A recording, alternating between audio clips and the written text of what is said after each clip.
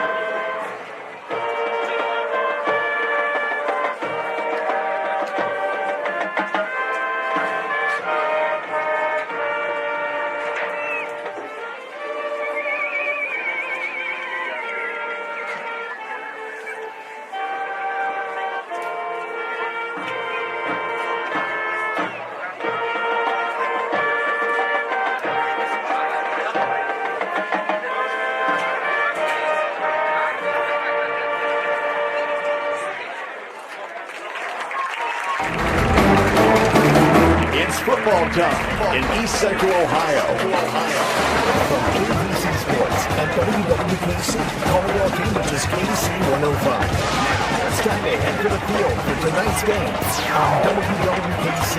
Kicking Country, KC 105. Good evening, everyone. We are live here in Byesville on the campus of Meadowbrook High School.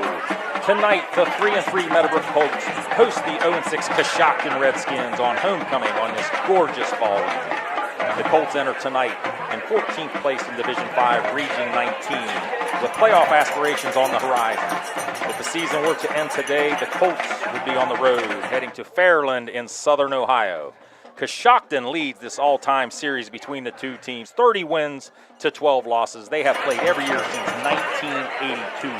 Coshocton has won the last two games, putting up 55 2 years in a row against the Colts. My name is Mike Snively, and it will be my pleasure to describe tonight's action. Joining me on the color tonight is Todd Worly. We are on live stream only tonight on the YRP TV YouTube channel and the Facebook channel from YRP TV. Well, Todd, it's week 7. It's already upon us. What can you tell us about tonight's game? So from Meadowbrook's standpoint, when you're playing against a wing T offense, it's so key to make sure everybody's eyes are in the right place and everyone's playing assignment football. You're coming off the ball, beating blocks, but also so much of it. So there is a physical component to it, obviously, because it's football. But there's such a mental component to it where if you lose your focus, you're liable to let a big play pop on you. So I think that's really key from Meadowbrook's standpoint for everyone to be focused, do their job, play assignment football, and I think the good things can happen tonight if that happens. Yeah, it's interesting because there's been many years where I would say Meadowbrook has came in as the favorite, but they just been stymied by that wing T offense. And Coshocton runs one of the purest forms of the wing T, and we'll see that tonight. They are led by quarterback Colton Conkle, number 2. He is he's a 6 foot, 170-pound senior, and he is also one of the best basketball players in the Muskingum Valley League. So it should be interesting to see how the Colts do handle the wing T offense. New defensive coordinator Brady Blattner, who I teach down the hall with, we talked a little bit. The Ohio Dominican recent grad tells me they had to change up a couple things, maybe put another guy in the box, but you're still following guards, and the guards usually take you to where the play is. You're going to see some unique formations where some unbalanced lines. You're going to see a tight end that's going to be ineligible. You know, just how the formation is, just because of the line of scrimmage and their run scheme and how it goes. So it is homecoming here tonight here at Meadowbrook, and we just announced a king and a queen. And the king tonight, the 2024 Meadowbrook homecoming king, was Ethan Hetty. He'll wear number 77 tonight. He's a 6'1", 275-pound offensive lineman and defensive lineman. So congratulations to Ethan. We have an interesting queen at Meadowbrook, because this is going to be a clean sweep for this family. Addison Wiggins, the 2024 Meadowbrook homecoming queen, is now the 4th in a line of queens from this family. Her mother, Karen, would have been Karen Rusnock back in the day. She was the queen. Her brother Dalton won the king. Sister Cammie won the queen. And now Addison, she will be the 2024 Meadowbrook homecoming queen. We also have Military Appreciation Night tonight, sponsored by Ohio's Army National Guard. So the one interesting thing tonight, and this will be the second week in a row I've had to deal with it, and I think you had to deal with it one other time too, Todd, is the Colts will be wearing camouflage uniforms with black numbers. So it's going to be hard to see numbers, especially the darker it gets. So I hope your younger eyes are much better than my aging eyes. So that should make things interesting. Now, a couple other things here. As I did mention, Coshocton leads this all-time series against Meadowbrook 30-12. Coshocton's had a fantastic history of football, and especially in the last 25 years, but they've been in the playoffs numerous times. Since 1999, they have been in the regional finals 7 times. They were the regional champions in 2009 and most recently in 2016. The Colts right now with huge playoff aspirations and a huge win over John Glenn last week, a Division III school that I believe John Glenn can pull off 7 wins this year. They were able to they can pull off 6 wins this year. They knocked them off last week here in Byesville in that big rivalry game. So that's going to put Meadowbrook in 14th place right now. Now, the problem is, and you and I were talking about this, Todd, earlier, there's some stout teams in Region 19, Division 5, one being Harvest Prep, who beats Pick Central, a school you're familiar with, out near Columbus. That's a pretty good Division I program, and Harvest Prep, a Division 5 team, goes in and beats them. So that should be interesting to see how things turn out here in 3 or 4 weeks from now. Columbus Academy is in second. They're 6-0. Fairland, the aforementioned team earlier, they are 6-0. Then you got a perennial power Ironton at 5-1. Locals here, Union Locals in 5th. And in 6th is Barnesville. Those two teams usually play at the end of the year for what's called the Milk Bucket. Portsmouth, all the way down south in Ohio, is 5-1. They're in 7th. The Amanda Clear Creek Aces, they are 3-3 in 8th. Afrocentric is in 9th. Wellston's 10th. Nelsonville, York, the Buckeyes are 11th. MVL team, the West Muskingum Tornadoes, in 12th. Colgrove, Dawson Bryant, they are 13th. Meadowbrook 14. Chillicothe, Zane Trace is in 15th. And the team that Meadowbrook already beat once this year in a game I had earlier this year, who they beat, the Crooksville Ceramics, 40-20. So those round out your top 16.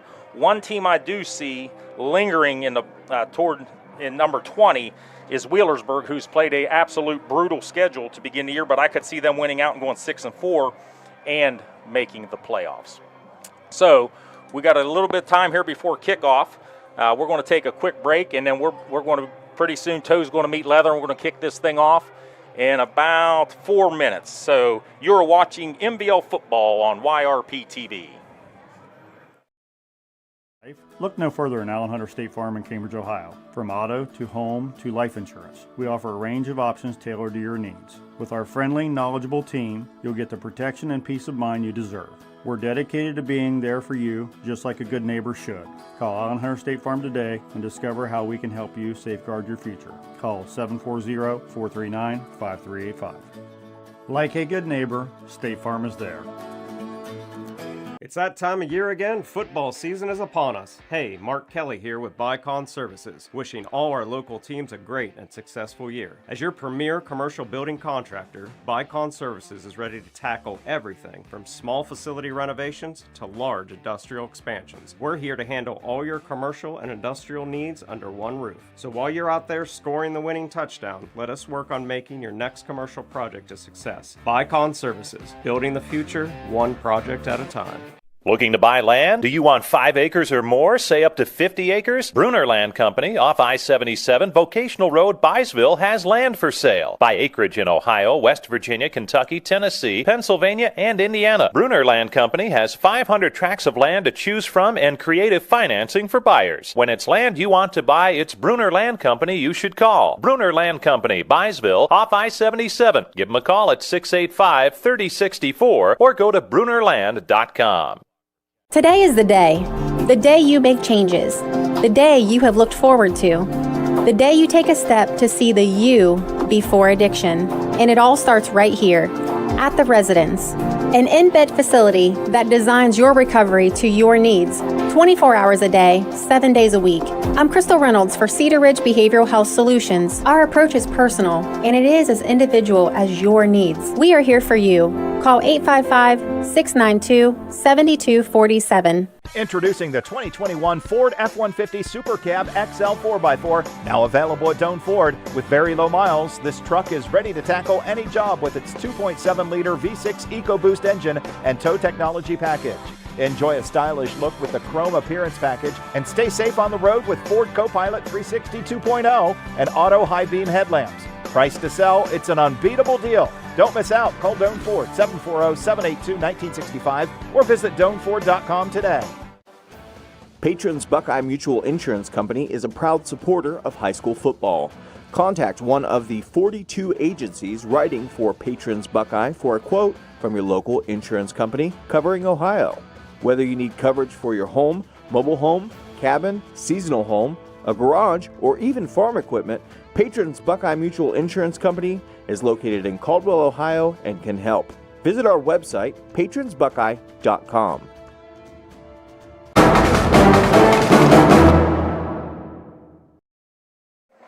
Back here live in Byesville, Mike Snively, Todd Worly, about to kick this thing off here. Casey Clendenning will be kicking off to the Redskins.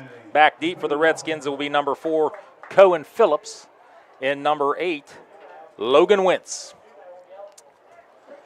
Relatively no wind, beautiful night here. Kick is up, and it looks like it's heading straight out of bounds around the 24-yard line, so that will be a penalty on the Colts, and it looks like they will take that penalty, and here comes the Coshocton offense.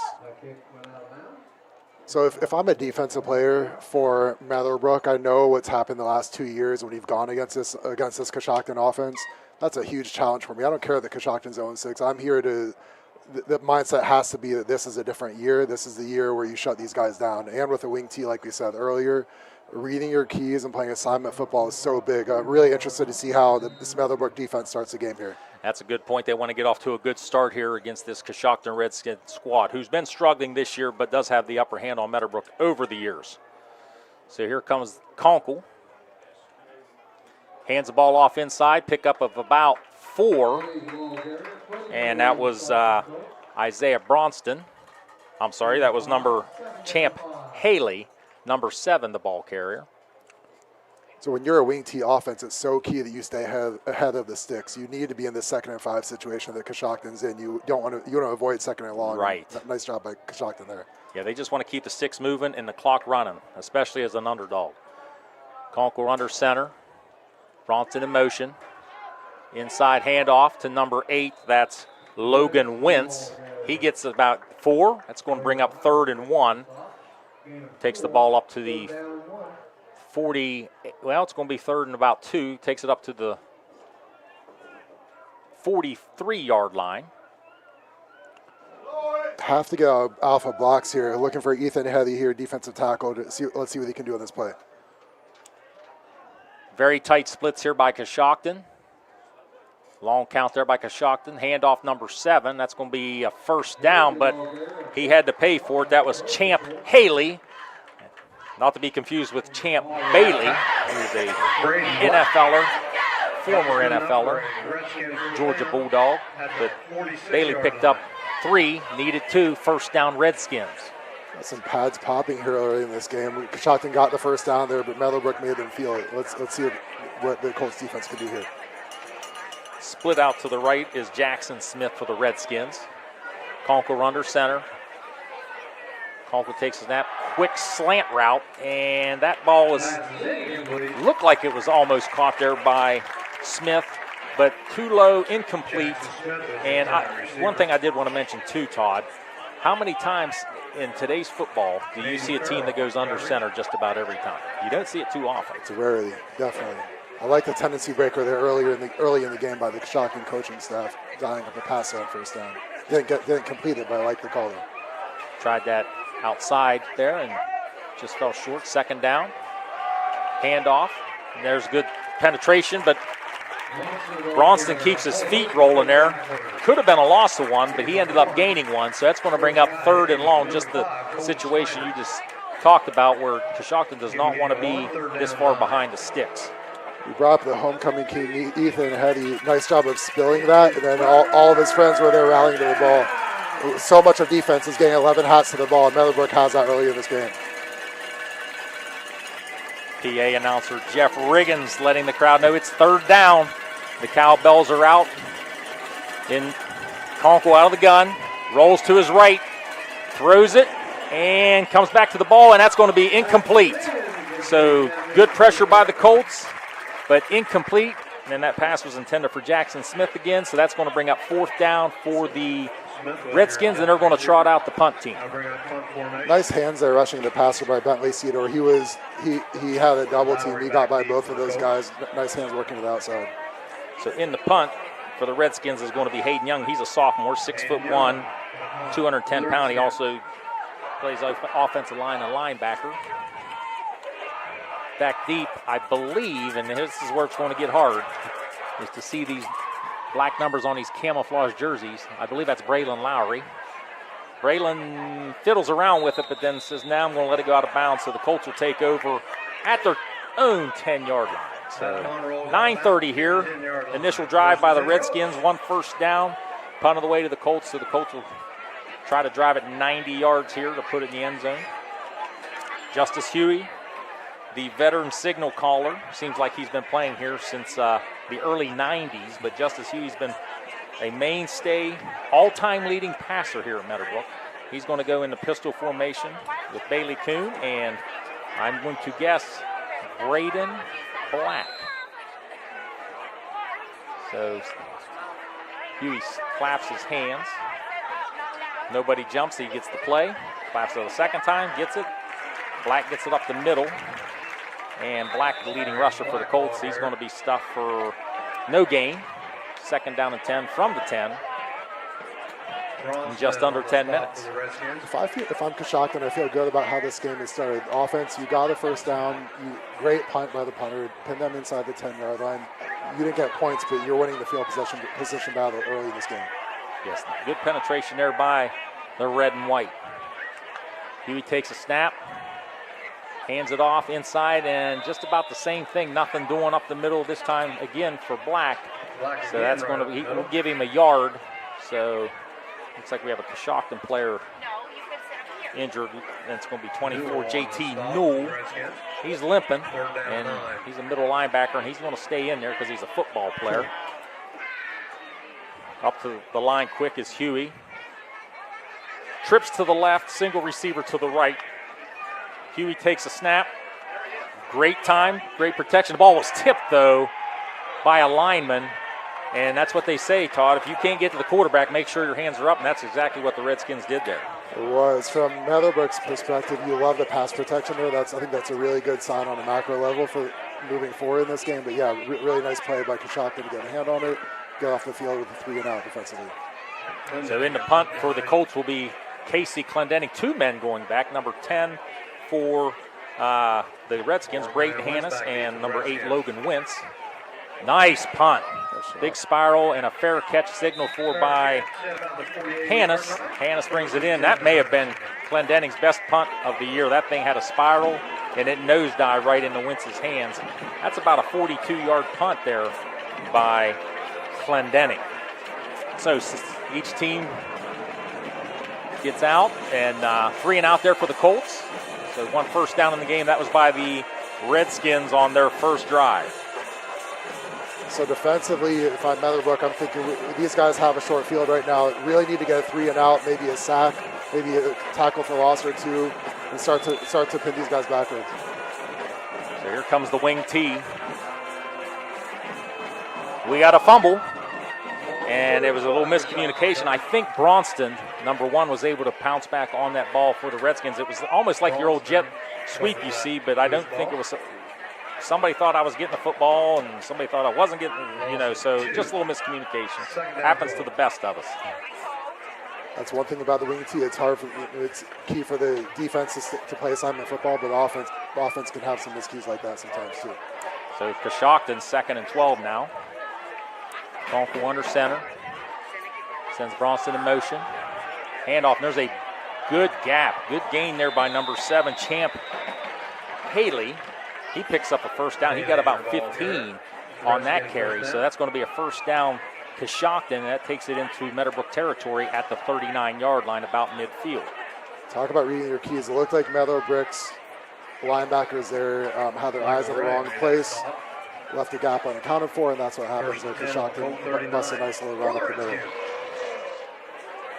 So 7-19 and ticking here for opening quarter here in Byesville. Sun behind the hills now.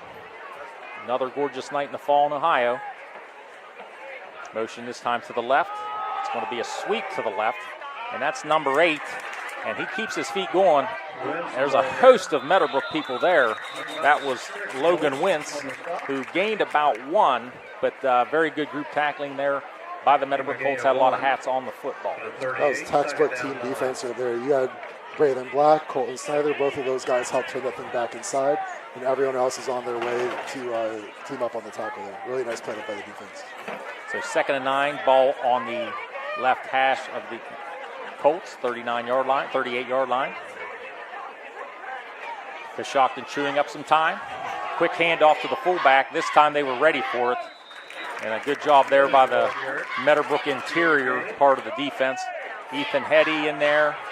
And Talon Cannon with the initial contact. Nice play by Hetty. There's so much about it. You have to read your keys, but then get off blocks too. He did both of those things on that play, and he blew that thing up. So the King having himself a pretty good defensive first quarter. Third down, a long 7 here for the Redskins. Conkle rolls, throws it over the middle to the tight end. This thing may be intercepted. And we don't have a signal yet. Braylon Lowry with the interception. Braylon's got quite a few interceptions this year. Conkle threw it up there for anybody to have it, and Braylon Lowry came down with it, so the Colts will take the turnover, and they will have the ball first down and 10 on the 30-yard line. Not a good decision there at all by the Coshocton QB, Colton Conkle. On one hand, on the other hand, when there's a play to be made, you need your best players to step up, and that's what Braylon Lowry did there for Meadowbrook. He may have had him open there for a second, but just sailed it too high. Lowry was there, jolly on the spot. Quick throw, and that time there was a miscommunication between Huey and Lowry. Huey thought he was open early, which he was, because I think the ball hit Lowry in the thigh pad. But Lowry was thinking, I'm going to look a little bit deeper. I'm going to go deep on this play. Incompletion, nonetheless. I think Huey expected him to sit down, and he kept running, and that was a miscommunication there. So trips to the left, single receiver to the right. Handoff to Braden Black. Black, the ball carrier. Black's had a tough go up the middle of his first 3 carries. He's going to be no gain. Coshocton's been pretty stiff up in the middle of that defense. So nice stop by the Coshocton D. I want to say left guard Casey Clendenny. There's a nice kickout block there when he pulled in physical guy. Let's see if he can keep doing that. Same formation. Huey rolls left. Flips his hips, gets out a little bit of pressure, throws it incomplete. Would have been short of the first down. Pass was intended for Braylon Lowry, so that's going to bring on 4th down for the Colts. And they're going to bring the punt team out onto the field. So 5:14 here. No fireworks yet here in Byesville. Both teams kind of still feeling everybody out.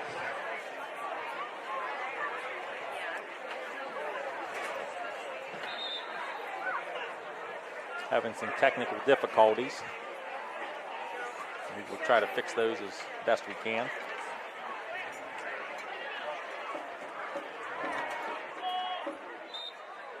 So Clendenning on the punt. Takes the snap. The right footer kicks it.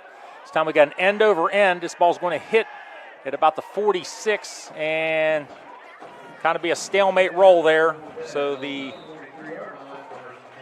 Coshocton Redskins will take over on their own 43-yard line. 5:03 left here, first quarter. Mike Snively and Todd Worly here live in Byesville. Want to thank our sponsors tonight. Valentine Insurance, Cedar Ridge Behavioral Health Solutions, Patrons Buckeye Mutual Insurance, Rogers Company, Bruner Land Company, Allen Hunter State Farm, West 40 Auto Sales, Stoney's RV Sales and Service, People's Bank, Doan Ford, WB Green Insurance, and Bycon Services. So here come the Coshocton Redskins. Bronson goes into motion, handoff to the lead back there for Coshocton. Gain of about 5. So a nice little carry there and that's kind of what the Redskins want to do. Pick up 5 and move those chains. Champ Haley on the carry again for the Redskins. Good play by Talon Cannon, defensive tackle. Worked off of his block, worked down the line of scrimmage and made the tackle there.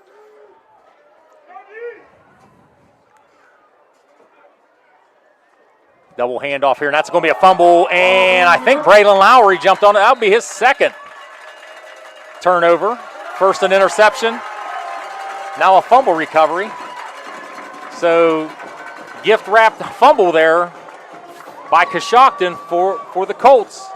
And the Colts will start off in their best field position of the night at the Redskins, or at their own 49-yard line. Looked like they were running a wing T scissors play, or wing T reverse play, and just mishandled the exchange. So the second mishandling of the ball tonight for the Redskins, that one was costly. So we got twin receivers to the left, twin receivers to the right. Huey in the shotgun. Braden Black, the sidecar to the right. Huey takes the snap, has great time again, rolls to his right, flush to his right, and that's a nice catch there by Bentley Seedor, who just had both basically towed it on the line right there and picked up a couple. I like what Justice Huey did there. Like you said, he had all day back there, and sometimes QBs are a little anxious in that situation and try to force something. It's like the pocket should be collapsing soon, yeah. you know? And he was patient and found it, got a positive game there. Colts motion the trips. Huey across the middle has a wide open Lowry. That's going to be a pickup of 23. First down, Meadowbrook. Ball at the Coshocton 28-yard line. When you've got a scheme like Meadowbrook, sometimes all it takes is just one play to get into rhythm and everything changes. Absolutely. I wonder if that last pass by Huey was at one, and we'll see if the Colts can keep it up here on offense. That's a WB Green Insurance first down. This time they motion the trips to the right. Kuhn in motion. Hand off to Black. Black that time gets his best run of the night. He picks up about 4, and the pile was going in favor of the Colts that time. Going to bring up left guard Casey Clintetti again. Nice physicality on the kickout block. He opened that thing up for the running back, and nice gain on first down. Second down and 6. Meadowbrook at the Redskin 24. Twins left, twins right. Huey takes the snap, takes a drop. Now he gets under duress, spins to his left. Being chased out of the pocket, throws it, and that ball was almost intercepted. A nice defensive play. Good coverage in the secondary by the Redskins, and that was number 2, Colton Conkle. And from a secondary standpoint, that can be one of the hardest things once the QB breaks contain, gets outside the pocket, and the scramble rules start to apply. Staying attached to the receiver can be a challenge. And for a high school guy to do that, that was a nice play there. Not to mention when you've already been covering for 5 seconds, and he extends the play by a few more seconds. Ben Roethlisberger was fantastic at extending the play. He was a nightmare to go against. And had the greatest pump fake. So Colts shift over, or motion over to trips. That was Jacob Burris in motion. This time it's a handoff again to Braden Black. Black gets 1, maybe 2. It's going to bring up 4th down. Colts obviously knew they were going to go for it here. So the trend early in this game is Coshocton's defense is playing well against the run. Haven't been able to generate much of a pass rush yet, though. And we're going to get a timeout from Coshocton, and we'll take a timeout as well. So with 2:55 left here in the opening quarter, Meadowbrook and Coshocton tied at 0. You are watching MVL football on YRP TV. Doan Ford is proud to introduce the ultimate adventure companion, the Bronco 4-door advanced 4x4 Badlands. With a powerful 2.3-liter EcoBoost engine and 7-speed manual transmission, conquer any terrain with confidence. Featuring a soft-top 4-inch lift and massive 35-inch tires. Adventure knows no bounds. Stay connected and in control with an 8-inch digital screen while enjoying added convenience with power-heated mirrors and auto high-beam headlamps. Plus equipped with a Smitty-built winch. Be prepared for any challenge. Don't miss out on this incredible deal. DoanFord.com. At People's Bank, we're more than just a bank. As a community bank, we are committed to where we work and live, giving back to the organizations you care about through sponsorships, donations, and volunteer hours. When you bank with People's, you're not just a client. You're part of a community of neighbors helping neighbors. People's Bank, working together, building success. Member FDIC. Visit us at pebo.com.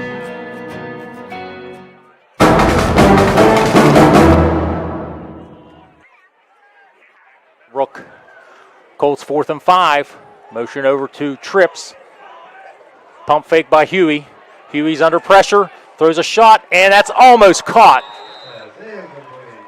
Pass intended for Landon Kuhn, but a nice defensive play there by number 18. I believe that was Bladen Workman, the senior, 6 foot, 170 pounder. So again, Coshocton's struggling to generate the pass rush.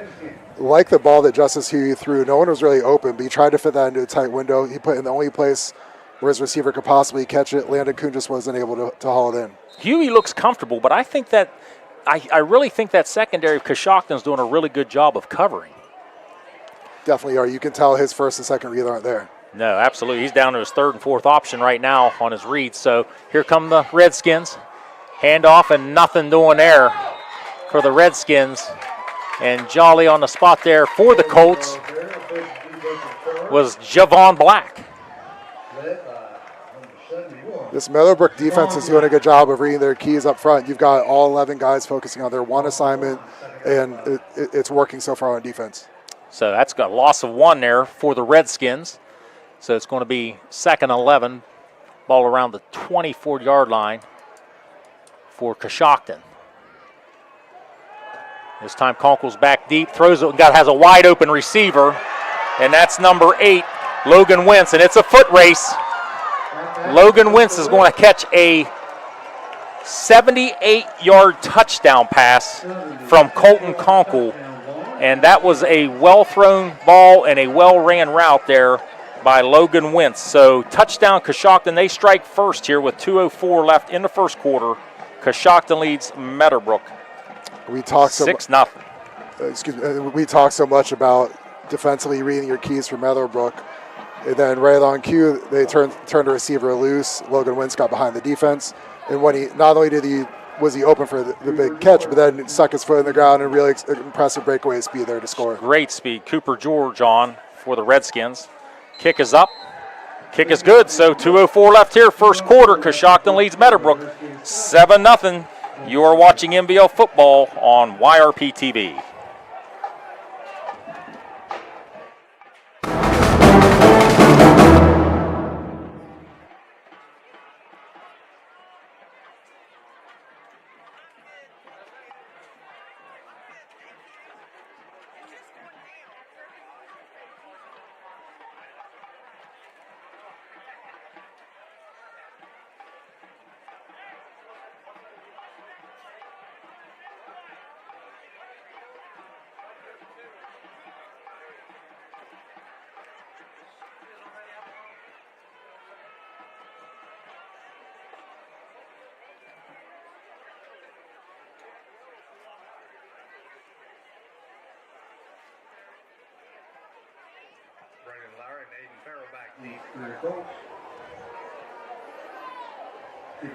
Back to Byesville. We apologize for the scoreboard camera. That was my fault. I wanted to take these windows out up here in the press box and also took out the camera. So Coshocton kicks off. This is going to be a squib kick. This could be ugly here for Meadowbrook, but they do field it. And that's a nice move there. And they are way over there. Remember, Meadowbrook wearing those black numbers on the camo jerseys. I think that was number, I see now. Could not tell who returned that. Could you get a number on that one, Todd? No. Anything that happens over toward Coshocton sideline is going to be rough for the guys up in the press box. We could make up some names and nobody would know except maybe some grandparents and parents who might be at home listening or watching. Big series here for the Meadowbrook offense because Coshocton's got the momentum so far, playing well in all 3 phases. How does Meadowbrook respond here? So here comes Huey. This time the Colts go with a tight end. And the Colts need a timeout. And we'll take a timeout with them. Hit our sponsors up. You are watching MVL football on YRP TV.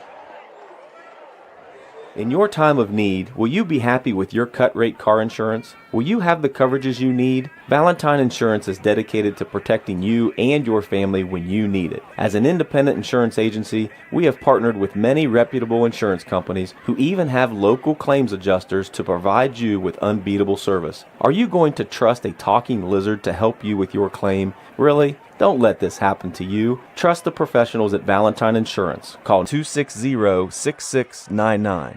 Promises. You've heard them all. Peace of mind, quality insurance products, superior claim service, all at a fair and competitive price. Since 1848, Westfield Insurance has promised to provide excellent insurance coverage for your home, auto, and business. Sharing knowledge, building trust. That is Westfield Insurance's pledge to their customers. For a quote on protecting your home, auto, and business, call W.B. Green Insurance today. W.B. Green, professional insurance. Back to Meadowbrook. Braden Black with the carry there. And he stuffed again, maybe for a gain of 1. Now to bring up a 2nd and 9 from Coshocton's 29-yard line. So I was going to say Mike Snively, Todd Worly here, live in Byesville. right tackle Evan Fox pulled on that play, and he's a good-looking kid from a frame standpoint. Needs to bend his knees and drop his pads a little bit. Quick throw out here to Jacob Burris. Burris picks up a couple, but that's still going to leave a Colts with a 3rd down and about 6. So, the further you get in the game, Todd, big play, big play. This is a big play already in the first half. It definitely is. On that last play, I love the way wide receiver Landon Kuhn was blocking out there. You can be physical on the perimeter. You can be nasty on the perimeter, and I like seeing that from him. He did a nice job there, and he's improved so much this year as a football player. There's a little wheel route out there, and that's a 1st down, Meadowbrook. Nice pass, and I believe that's Jacob Burris. You talk about throwing a receiver open, and that's exactly what Justice Huey did there. He knew the safety was coming from over the top, so he had to put it closer to the sideline behind him, where only his receiver can make the play. Yeah, really nice play, and back out to Burris again. Burris is on a roll, 3rd catch on this drive. He picks up 3 on maybe 4 on the little quick bubble screen out there for the Colts. I like the play call there, too. If the defense is going to give you a free 4 yards, especially on 1st down, you take that all day long. Take what you can get.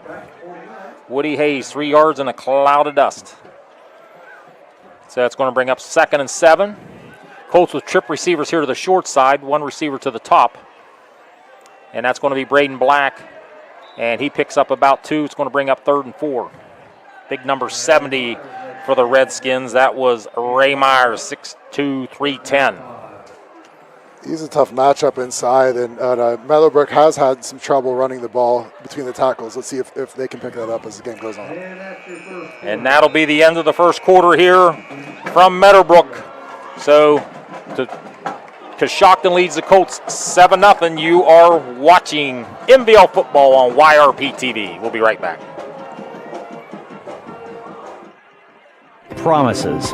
You've heard them all. Peace of mind, quality insurance products, superior claim service, all at a fair and competitive price. Since 1848, Westfield Insurance has promised to provide excellent insurance coverage for your home, auto, and business. Sharing knowledge, building trust. That is Westfield Insurance's pledge to their customers. For a quote on protecting your home, auto, and business, call W.B. Green Insurance today. W.B. Green, professional insurance. I was sitting in my car and it wouldn't start. I lifted the hood and the engine was falling apart. What would I do? My eyes filled with tears. Then on the radio I heard of West 40 by Pay here, where for a little money down and a little each week, I could have a car, nice, shiny, and sleek. So I walked in the door and I put the money down. Now I got a nice car that I can drive around. West 40 by Pay here will help rebuild your credit. The corner of Dewey and Route 40 in Cambridge, don't you forget it. West 40 Auto Sales, corner of Route 40 and Dewey Avenue in Cambridge, is home of the guaranteed credit approval, with most loans approved while you wait. Go to their website to fill out an online loan application, west40autosales.com. You'll also find their weekly special listed there. Back at Eugene Capers Field, Mike Snively and Todd Worly here. Meadowbrook driving, 3rd and a long 3 for the Colts. They trail the Coshocton Redskins 7-0. So from an offensive standpoint, so with Justice Hugh, I'm sure at the quarter break, the coaching staff was probably talking to him saying, what's the passing concept, the passing call that you feel the most comfortable with? This is a big play. You need to move the sticks here. And even if you don't get points, keep regaining the field position battle and flip the field in your favor. Really big play here for the Meadowbrook offense. Now, to me, it looked like it was 3rd and 4. I think they moved the ball back maybe a yard. Just maybe the chains were wrong, Todd, but to me, I thought it was 3rd and 4. Now it's 3rd and 5, so let's see what happens here. So Huey takes a snap. Quick slant across to Braden Lowry. 1st down, Colts. That's a WB Green Insurance 1st down. To make that throw, you've got to have confidence both in your arm strength and in your accuracy. That was a relatively tight window and you fit it in there. You got to split defenders. Colts come back quick. We got a flag down Wide open is Jacob Burris. Jacob's going to take it in for a touchdown, but let's see what the flag is. And it looks like this thing's coming back. And that's going to be an illegal shift, I believe. Coach Norman says, I don't know, man. I didn't see that one. But they're going to bring that thing back. So the bad news from a Meadowbrook perspective is you just got a touchdown taken back by a penalty. The good news is the offensive line is playing really well in pass protection. And Justice Huey is officially in a rhythm now. He's dealing right now. So he is. You have to be confident in the offense moving forward that if he's going to have that much time, he's going to find the open man, and he's putting him right on the money right now. So good sign on a macro level for the Meadowbrook offense. Colts are sending guys deep down the middle, and Huey's throwing dimes. Huey drops back. Time again. This time unleashes. Nice spiral. Guess what? Touchdown, Colts. And that was to Bentley Seedor with a 42-yard touchdown catch from Justice Huey. So after the one gets called back, the play before, Coach Norman dials up the deep play to Seedor, and the sophomore hauls in a 42-yard touchdown catch. So Justice Huey just said, you guys, to Coshocton, you guys just gave me an extra 5 yards for another big passing play, and that's what he did. Nice deep ball there, and like the way that Bentley Seedor tracked the ball and made the catch and the touchdown. Haley Arnold on the kick, the extra point. She's knocked a couple home this year for the Colts. Number 20, the junior. Ball's up, kick is up. Nice kick there by Haley Arnold, and that's going to tie things up with 11:35 here in Byesville. Meadowbrook 7, Coshocton 7. You're listening to NBL Football on YRP TV.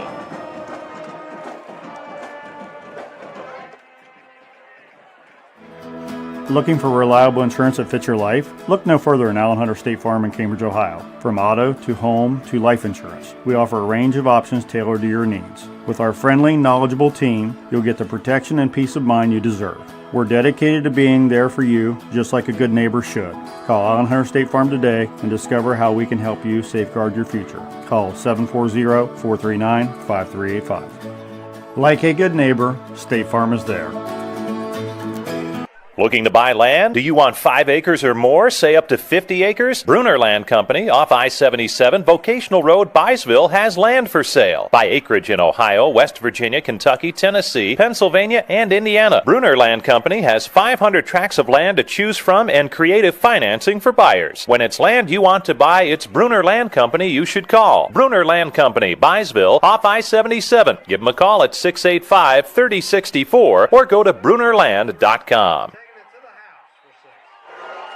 And back here late, though, that was a touchdown return kickoff by number 4, Cohen Phillips, for the Coshocton Redskins. We believe a 77-yard touchdown run on the kickoff. So right back strike the Redskins from Coshocton. That puts them ahead 13-7. From a momentum standpoint, Meadowbrook had it on their side in a big way after the long touchdown pass. And now you have to respect Coshocton, an 0-6 team. They didn't get their head down, and they bounced right back with a huge play of their own. So huge play there by Cohen Phillips on the kick. The extra point is up and good. And once again, we're going to take a quick break. Coshocton leads with 11:22 left here in the second quarter. Coshocton leads the Colts 14-7. We'll be right back after this.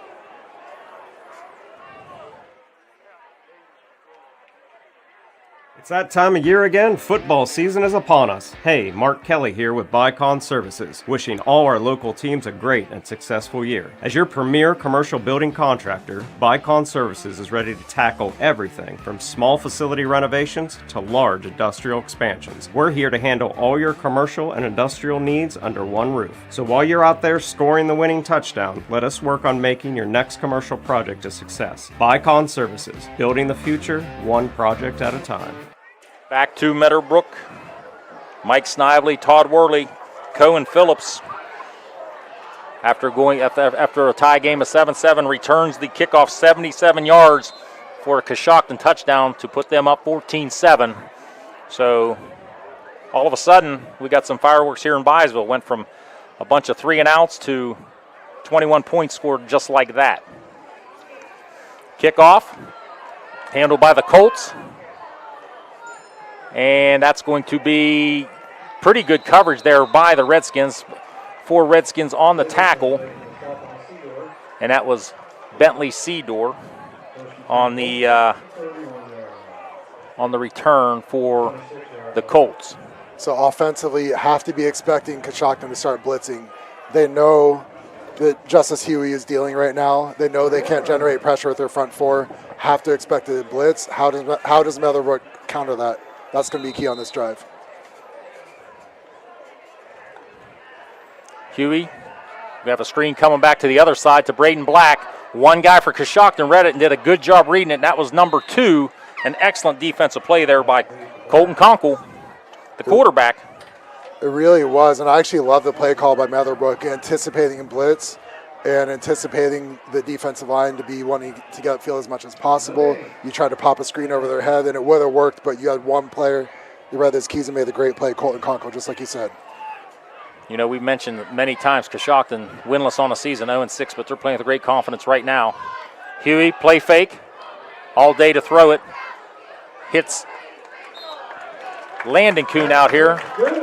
Kuhn gets close to a first down. He rumbled and stumbled there for 9, 8.5 maybe, and that's going to bring up 3rd and short for the Colts. One thing about Meadowbrook, Todd, and I know you haven't seen them play a lot, they don't like to punt. Once they get close to the 50, they just like to roll the dice and go for it.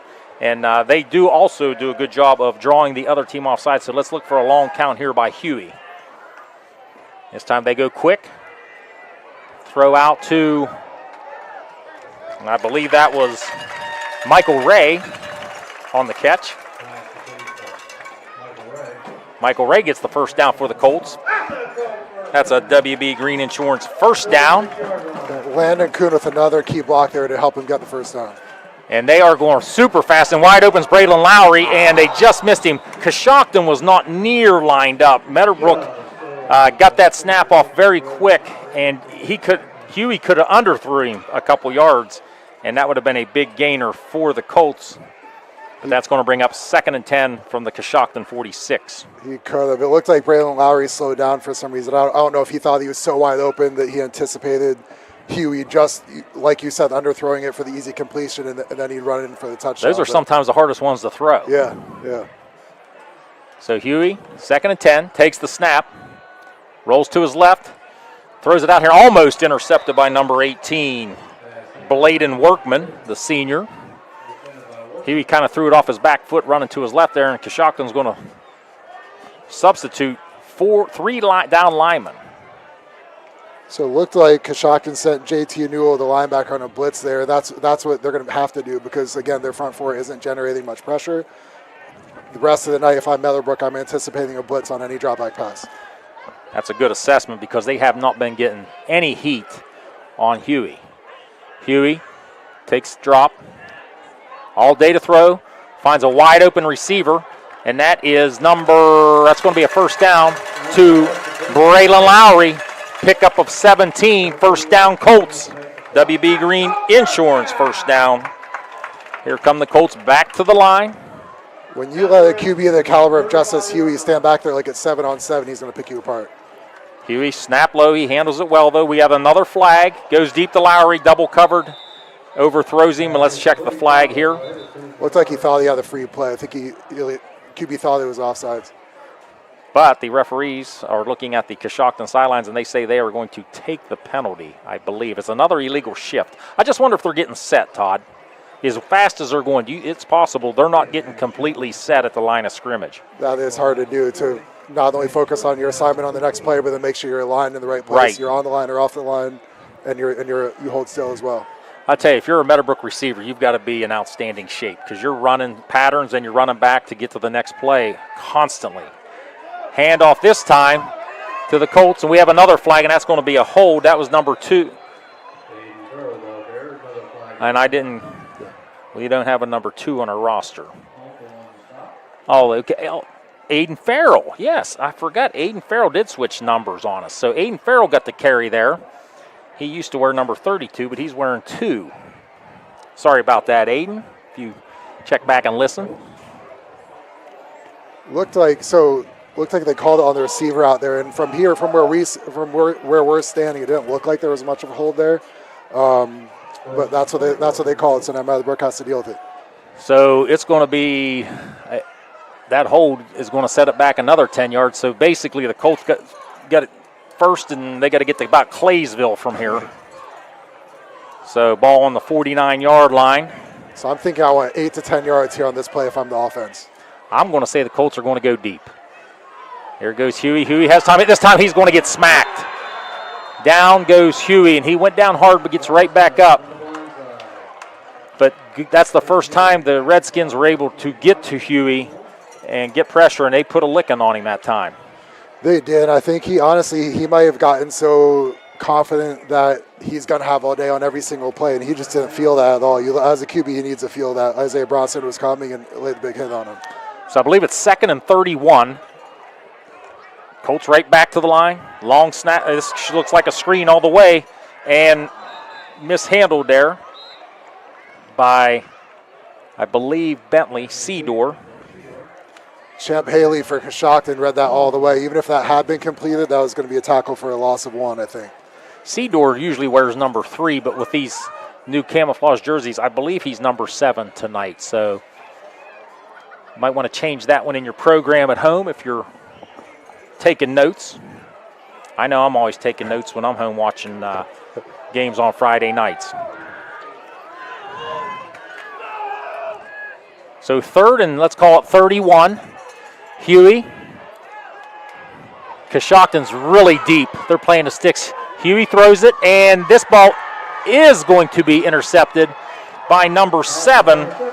Champ Haley intercepts the errant Huey pass. So Coshocton will take over with good field position. So what made that play really for Coshocton, yes, they made the pick, but defensive end Alan Harstein beat Evan Fox inside, and then that made Justice Huey scramble out, and then he tried to force the ball over the middle against his body late in the play, and there you have an interception. And you see that a lot. You're rolling to your right, throwing to your left, and throwing maybe a little bit late, and that happens quite a bit. So here come the Redskins, who lead 14-7 here. Little inside reverse handoff to number 8, and that's a gain of 13 for Logan Wentz. First down, Redskins. I have to say, I'm so impressed with the character of this Coshocton team.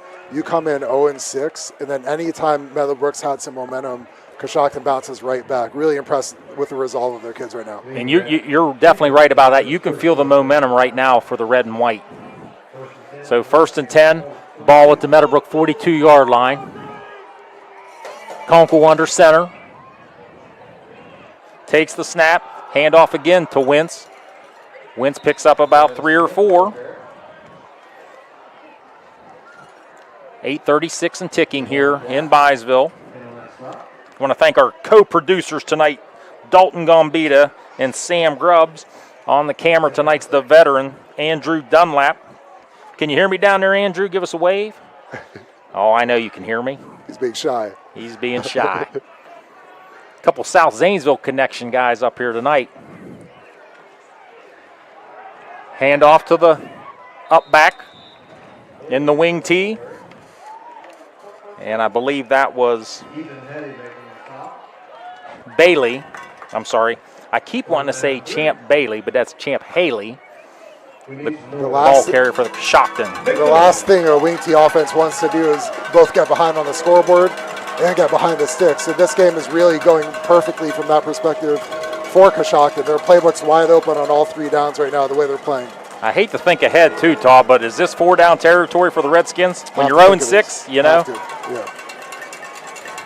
Motion to the left, fakes the pitch, and not going to have to worry about a 4th down here because there's a big gap for a gain of 20. Champ Haley on the carry for the Redskins. That's going to be a 1st down, Coshocton. So the chains will move. 7:25 ticking here. Mike Snively and Todd Haley, Week 7 football schedule. The Colts 3-3 battling the 0-6 Coshocton Redskins. And big breaking news here, Champ Haley limped off of the field there, number 7. He's had a good night. Only a sophomore, 6 foot 185 pounds. He limped off the sidelines. So we'll see what happens there. Conkle under center. Guards pulling to the right. And they give it to number 4 this time. That's Cohen Phillips, who had the big kickoff return earlier. He gained about 3. Like how linebacker Landon Kuhn played off the block and shed the blocker, made the tackle there for a short gain. So we'll call it 2nd and a long 7. Kind of a meticulous drive here set forth right now by the Redskins. Conkle under center. Turns to his left. Handoff. Outside the left tackle as number 8, Logan Wentz. And he didn't get a whole lot there. Maybe 1. So 3rd and 6, long 6 for the Redskins. Really big play defensively here. It can be hard when you're playing against a wing T offense. When they do pass, you're so geared up to stop the run. It can take you an extra beat as a defensive lineman to convert into a pass rush. Have to be anticipating that, though, on this play for the defense. And by watching the extra point, I would think they could kick a field goal from here too, Todd. So this time Conkle's going to roll out. This could be a run all the way. No, he's going to dip it over to number 24. And that's a passing completion to number 24, J.T. Newell, who takes it down inside the 5-yard line to the 3. And that'll bring up 1st and goal from the 3. And that was a pretty heady play there by Conkle. That's exactly what I was going to say. He knew it was almost a 2-on-1 fast break in basketball where he knew the defender had to commit to either him or the receiver. He forced the defender to commit to him, and he dumps it right over the top of him. I know our ABC colleague Dave Hilliard, the assistant basketball coach at Muskingum, would love to have Colton as a Muskie next year. This time handoff to Newell. Newell goes up the middle, and he gets in relatively easy. That's a 3-yard touchdown run by J.T. Newell, and that's going to give Coshocton the 20-7 lead. Really impressive drive there by the Redskins. You get the interception and methodically drive it down the field for a touchdown. Go up by 2 scores, and now this is where Meadowbrook has to show their heart and their character to bounce back on this drive right here coming up. So after a scoreless first quarter, there are now 27 points on the board in the second. And that kick is blocked, and that was a good job there. Blocked by the Colt D-line there. Can't get a number on that, but that's going to make the score. And we might have do we have a flag? There is is that a late flag? I'm not sure what's going on here. I do see a flag here. We might keep it here. I would say that the extra, this might be some jawing after the play here. A sideline warning on Meadowbrook. So, tell you what we'll do. With 5:10 left here in the second quarter, Coshocton leads Meadowbrook 20-7. We'll take a 30-second timeout. You are listening to MBL Football on YRP TV. Today is the day you make changes, the day you have looked forward to, the day you take a step to see the you before addiction.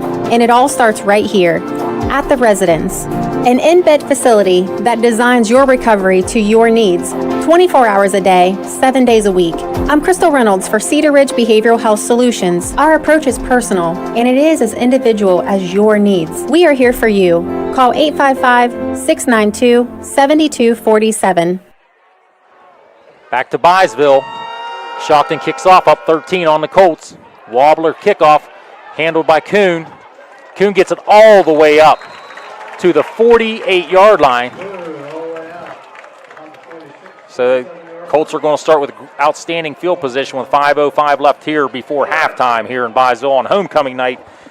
Not to mention absolutely perfect weather night for football. It really is. Meadowbrook offensively, so had a drive where they were virtually unstoppable. Coshocton wasn't getting any pressure.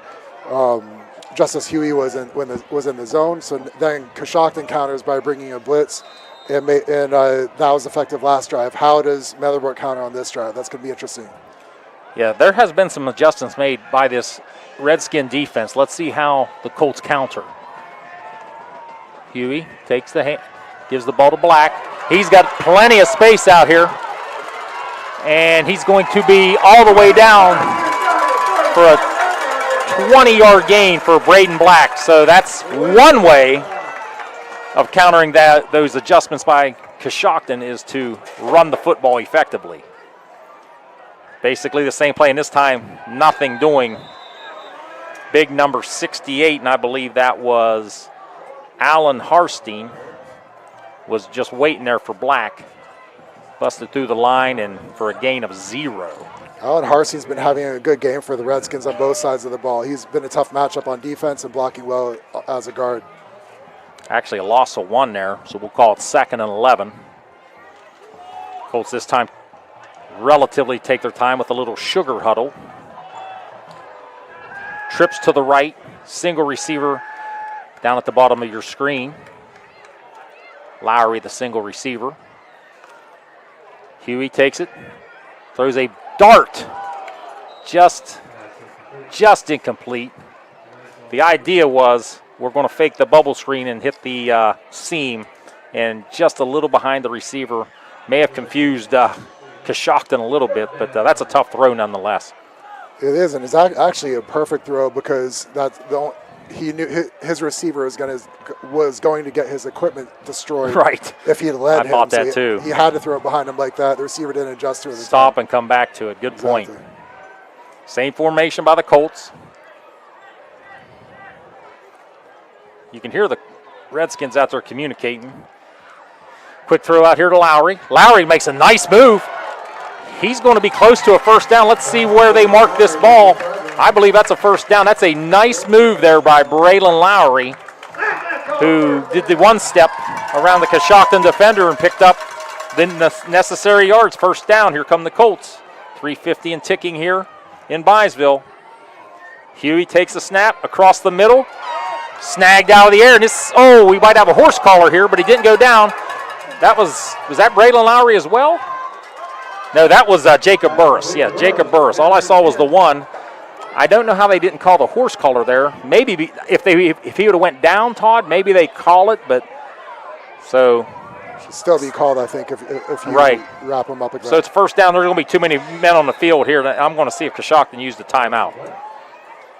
Yes, Coshocton got a timeout. They had about 16 guys on the field running off and on. So with 3:29 left here in the second quarter, Coshocton leads Meadowbrook, who's on the drive, 20-7. We'll take 30. You're listening to MVL Football on YRP TV.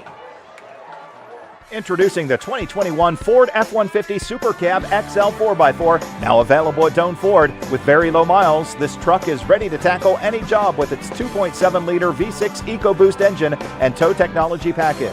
Enjoy a stylish look with the chrome appearance package and stay safe on the road with Ford Copilot 360 2.0 and auto high beam headlamps. Price to sell, it's an unbeatable deal. Don't miss out. Call Doan Ford 740-782-1965 or visit DoanFord.com today. Back here at Eugene Capers Field on the campus of Meadowbrook High School, Mike Snively and Todd Worley. Week 7. Meadowbrook trails Coshocton 20-7, but the Colts are on the march here. First and goal just inside the 10-yard line. Justice Huey, the field general, catches the snap, rolls to his right, has plenty of time, throws a wide open receiver in the end zone, and that's Jacob Burris with a 10-yard touchdown catch for the Colts, and that's going to tie things up and a chance to get the lead here for the Colts. Nice response by the Meadowbrook offense here, and Coshocton is still bringing some blitzes, and Meadowbrook is now picking those up, buying Justice Huey the extra time, and he's, again, showing the poise that you like to be patient and wait to find someone open, and that's exactly what he just did. That kick is going to be blocked. And we'll leave it here. I mispronounced it. I misspoke. That does not tie it up. That just makes it 20-13. So that extra point will be blocked by the Coshocton Redskins. That operation was really slow. I couldn't tell if the holder was slow getting it down or why it took so long. But if you take that long, anyone's going to block it. So we're going to keep it here with 3:22 left. Coshocton leads the Colts 20-13. Homecoming night here in Byesville. King named tonight, Ethan Hetty. Queen, Addie Wiggins. Congratulations to both of those seniors. Both very fine kids, good students, and just going to be very productive in our society. Get to see those two kids every day, and couldn't have happened to two better kids. So Casey Clendenning is going to tee it up at the 40. Things starting to cool down here at Meadowbrook. Clendenning straight forward with the kick. This ball's going to take a bounce, picked up. Remember, we've had one already returned, and that's out of bounds. That was fielded by number 4. That was Cohen Phillips, who returned the last one, 77 yards, but this time he gets it up to the 25-yard line with 3:19 left here before half. So if you're Meadowbrook defensively, you just scored the touchdown. You have to think it's going to be interesting to see if Coshocton really is aggressive about trying to score before halftime or tries to run the clock out. And if they do try to run the clock out, you've got 2 timeouts left where you might be able to preserve plenty of time for your offense to come down and get the tying score right before halftime here. So let's see how Coshocton handles this 3:19-minute drill here. Actually, they're going to bring this ball way back. I thought they move that ball back to the 15. There must have been a penalty that I missed. Not real sure. Beats me. I didn't see a flag, and I thought the first official marked him out at the 25. That's good news for the Colts because that takes it all the way back 10 more yards to the 15. Have to be anticipating around here. Motion to the left. It's going to be a sweep with Wentz. Wentz does get outside, and he's got some room to run. And this guy, he can flat out run. And what a saving tackle. Or that was 85 to the house. But a nice play out there. And I believe, trying to get a number there on who made that stop, but that was a touchdown saving tackle. Is that 45? Amani Lofton. Yes, Amani, number 45 on the stop, and that would have been to the house. Wentz got some speed. He does, and on every defensive play, somebody or 1 or 2 players are assigned as a force player to turn the ball back inside. Whoever had that assignment on that play did not cover it. Pick up a 44. Conkle back to pass, and he had a completion, but it was bobbled at the last second by Kesterson. So that's going to bring up 2nd and 10 there with 3:01 left here before half in Byesville. This Conkle kid's an impressive athlete. He's running completely backwards just about and throws the ball while rolling left and puts on the money. It should have been a completion. Should have been a catch, yes. So you just feel that this Coshocton team, winless on the season, they're feeling confident. They got the momentum.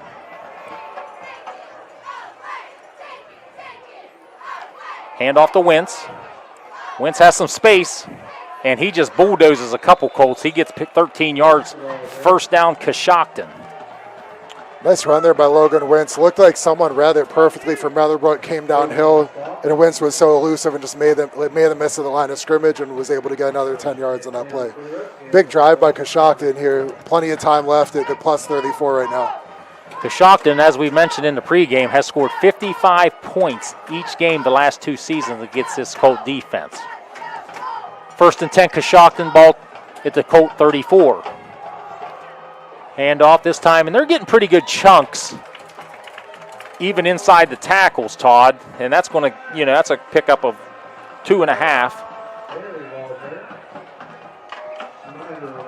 I like how Colton Snyder had his keys there. It looks like he had the down block, and then he spilled on the puller, and then bottled that thing up for a short gain. See what happens here, 2nd and 8. Conkle under center, 2nd and a long 7. Hand off to Wentz.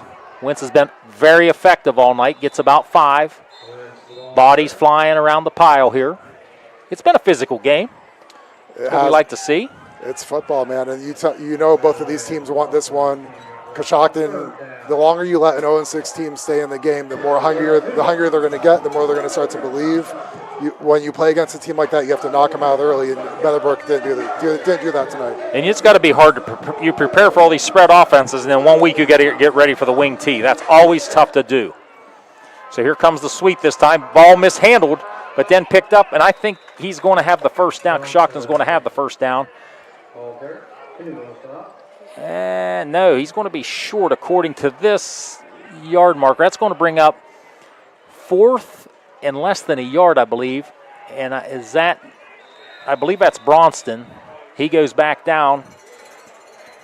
He tried to get up and get back to the huddle, but he was not able to. So the training staff for Coshocton is going to come out and check out Isaiah Braunston. And we'll take a break here where Coshocton leads Meadowbrook 2013. We'll take a 30-second timeout here. You are watching MVL football on YRP TV. Patrons Buckeye Mutual Insurance Company is a proud supporter of high school football. Contact one of the 42 agencies writing for Patrons Buckeye for a quote from your local insurance company covering Ohio. Whether you need coverage for your home, mobile home, cabin, seasonal home, a garage, or even farm equipment, Patrons Buckeye Mutual Insurance Company is located in Caldwell, Ohio, and can help. Visit our website, patronsbuckeye.com. Back to Eugene Capers Field. Mike Snively and Todd Worley here. The injured Coshocton Redskin on the field is Isaiah Braunston, a 5'10", 175-pound senior. Picked up about 2.5 on that play. It's going to make it 4th and about a half a yard, which will be a big play. Looks like they're looking at the leg of Braunston. It's been a physical game, and both teams with some tough kids, and Braunston's going to walk off on his own power with a limp. Interesting decision here, especially having just gotten their last extra point blocked. You probably assume this is outside the field goal range, but you never know. Yeah, we were looking at what? Probably 42. 42-yard field goal from here. That's good in high school. That's pretty good in high school, especially at the Division 4 and 5 level. Coshocton does have a soccer team, though, I will say that. Well, no field goal here. Very tight formation. Look for a sneak here with Conkle. Conkle's trying to get him to jump off sides. He sneaks it, and he gets plenty enough. 3 on the sneak. Now, what I did learn this year, Todd, they can't do the tush push in high school. I believe it was Crooksville tried it going in to tie the game, and it was a big penalty, and they end up throwing an interception on the next play. Oh, wow. NFL and college, you can do that, but not in high school. This time they're going to roll. Conkle, he throws it, and that's batted down. Batted down by number 3. So a lot of times on a bootleg, you're going to leave the man on the line of scrimmage unblocked to the side that you're coming back to as a QB. It's a QB's job to either pump fake or give him a move to get his hands down, get him off balance, and then get the ball over him. That was Colton Snyder, by the way, at number 5. Okay. Or for Meadowbrook. I thought that was number 3, but that was Colton Snyder batting that down. And you made a good point. If he pump fakes that, he probably runs for 10 yards. Exactly.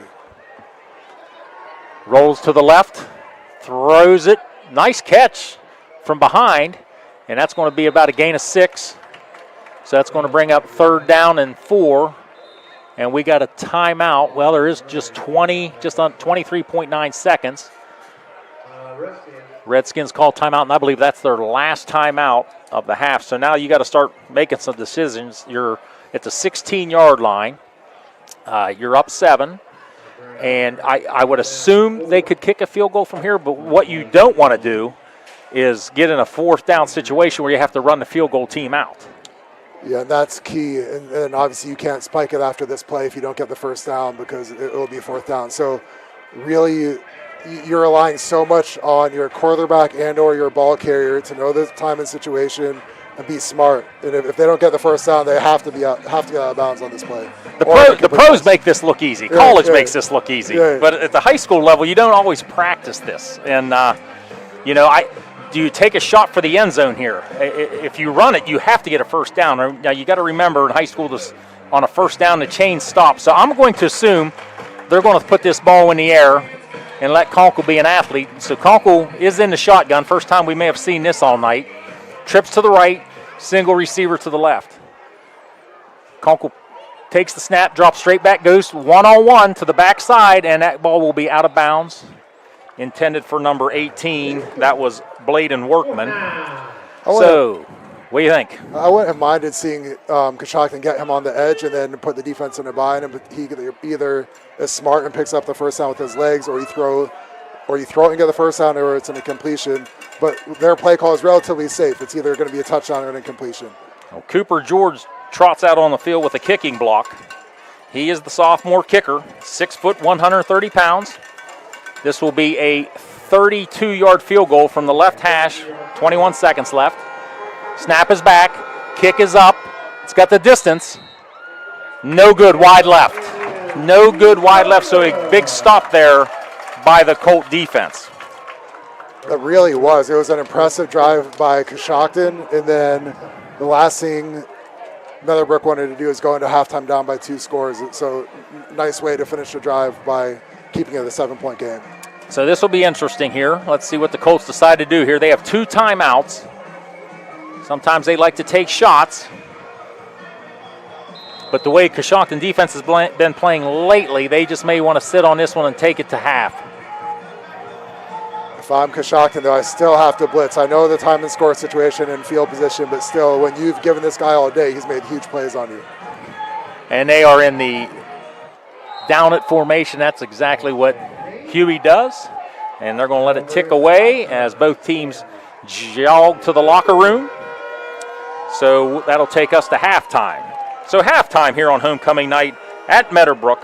Coshocton leads Meadowbrook 2013. We're going to take a break here. We'll have our halftime show with Dave and Brett coming up, and then we'll come back with some analysis and go over some highlights of the first half. So once again, halftime here at Eugene Capers Field.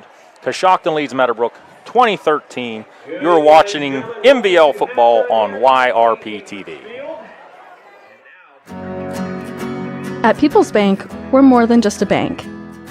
As a community bank, we are committed to where we work and live, giving back to the organizations you care about through sponsorships, donations, and volunteer hours. When you bank with People's, you're not just a client. You're part of a community of neighbors helping neighbors. People's Bank, working together, building success. Member FDIC. Visit us at pebo.com. Fall means cooler temperatures and the changing of the seasons. The Rogers Company is ready with all heating services. They install furnaces, geothermal, ductless systems for both residential and commercial. They provide repairs and maintenance to all makes and models. On the commercial side, they're the area's refrigeration company. Put the Rogers Company team to work for you. Call 740-685-8677. The Rogers Company says, go Colts! Stoney's RV Center is the place that makes buying a new RV easy. Ask about their on-site financing with very affordable payments, and they make on-site camper service calls to the area campgrounds. Stoney's RV also carries cargo trailers, car haulers, horse and stock trailers, and open utility trailers. They install hitch systems and fill propane tanks too. Stoney's RV Center, the place that takes camping to the next level, and a proud sponsor of our area high school sports teams. In your time of need, will you be happy with your cut-rate car insurance? Will you have the coverages you need? Valentine Insurance is dedicated to protecting you and your family when you need it. As an independent insurance agency, we have partnered with many reputable insurance companies who even have local claims adjusters to provide you with unbeatable service. Are you going to trust a talking lizard to help you with your claim? Really? Don't let this happen to you. Trust the professionals at Valentine Insurance. Call 260-6699. Welcome to the AVC Sports Halftime Show, Week 7 of high school football. Brett, hard to believe we've already got that far in the season, and we've got 5 games on the AVC family of stations tonight. Kick it off for us. So I will be over in Belmont County for Caldwell at Barnesville. Now, Barnesville, the Rocks, let me tell you, they are looking very good. They have a very strong regular season win streak going on. Yep. They've went undefeated in the past 2 regular seasons, maybe even more, and they're 6-0 already this year. And they're playing Caldwell, who's been a struggling team this year. But I think with Barnesville, they have a very good chance to really dominate this game, as they've dominated the series 25-13-1 overall. I am at Maysville, Southtown tonight in the Battle of Panthers. New Lex at Maysville. The first time these two teams have met as members of the MVL Small School Division. And it's almost over. It's Jeff Reed that works here at the station. He is a Maysville alum. We were talking this morning. It was surprising. They played 61 times. The series is almost even. New Lex, just a little bit of an advantage, 32-29. But New Lex has won the last 3 in a row. So things looking good for the Panthers as they're 5-1. Well, both Panthers, but New Lex Panthers 5-1 coming in. Maysville just at 2-4. And then Brett, we've also got another undefeated team over in Monroe Central. Yeah, Monroe Central, they're going to make the trip to Sayersville. They're going to take on the Shenandoah Zeps. You can listen to that game on KC 105 and YRP-TV. All games available on yourradioplace.com. Check it out there, as well as a couple other things we'll be talking about here in a moment. The Seminoles, I mean, they have a big matchup coming up next week. It's coming up, yep. About later. But they're going to go down to Shenandoah. Shenandoah started the season strong, have had a couple hits. I mean, they started 2-0, and they've lost their last 4. So, not the outcome you want for these last 4 weeks. And they are facing a very tough Seminole opponent this week.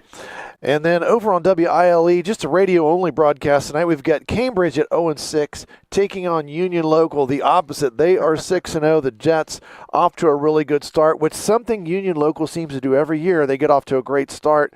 Then maybe the back end of the schedule gets a little tougher for them, which it does again this year. So Union Local, though, they won last year in this game 44-14, but the previous 6 games had all gone to the Bobcats. Yeah, Cambridge, for a while had a pretty good span of football programs, even when I was there, because I graduated in 2020, so we were able to pull off a couple of wins against the Jets when I was there. But Cambridge kind of on a downhill slope right now. Coach Kevin Gunn doing everything he can with these kids, and we're really rooting for them week by week. We talked to him a couple weeks ago.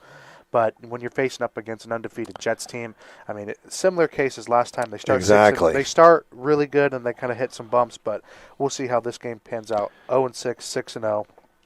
Bit of a difference. And then finally, a video-only game on YRP-TV. We've got the Coshocton Redskins traveling to Meadowbrook. Meadowbrook coming off a high, Brett, as they came back and beat John Glenn last week in a exciting football game. Yeah, that game really came down to the last possession, and that is quite literally what happened. You could watch that game, yourradioplace.com. We have the entire call. We have everything that happened during the last, 3, 4, 5 minutes. Really intense game. You have a field goal from John Glenn. Meadowbrook comes down. They score. John Glenn gets the ball back. They try a little bit of trickery, but come up short in the end. A really great game. And then Coshocton just trying to search for that first win on the year. Going up against a decently tough Meadowbrook team. But we talked a little bit before. Meadowbrook struggles against Coshocton. Yes. Coshocton's won the last 2, so we'll see how that one pans out. Now, coming up, we've got an interview with Meadowbrook Coach Norman, and we also will talk about some more of last week's results when we come back on the AVC Sports Halftime Show. AVC Communications is your one-stop destination for all your marketing and communication needs. Whether you are a small business or a large corporation, our expert team specializes in creating customized solutions that drive results. From radio advertising and digital marketing to graphic design and event promotions, we've got the tools to make your brand stand out. Locally owned and operated, AVC Communications is dedicated to helping you connect with your audience and grow your business. Trust us to take your marketing to the next level.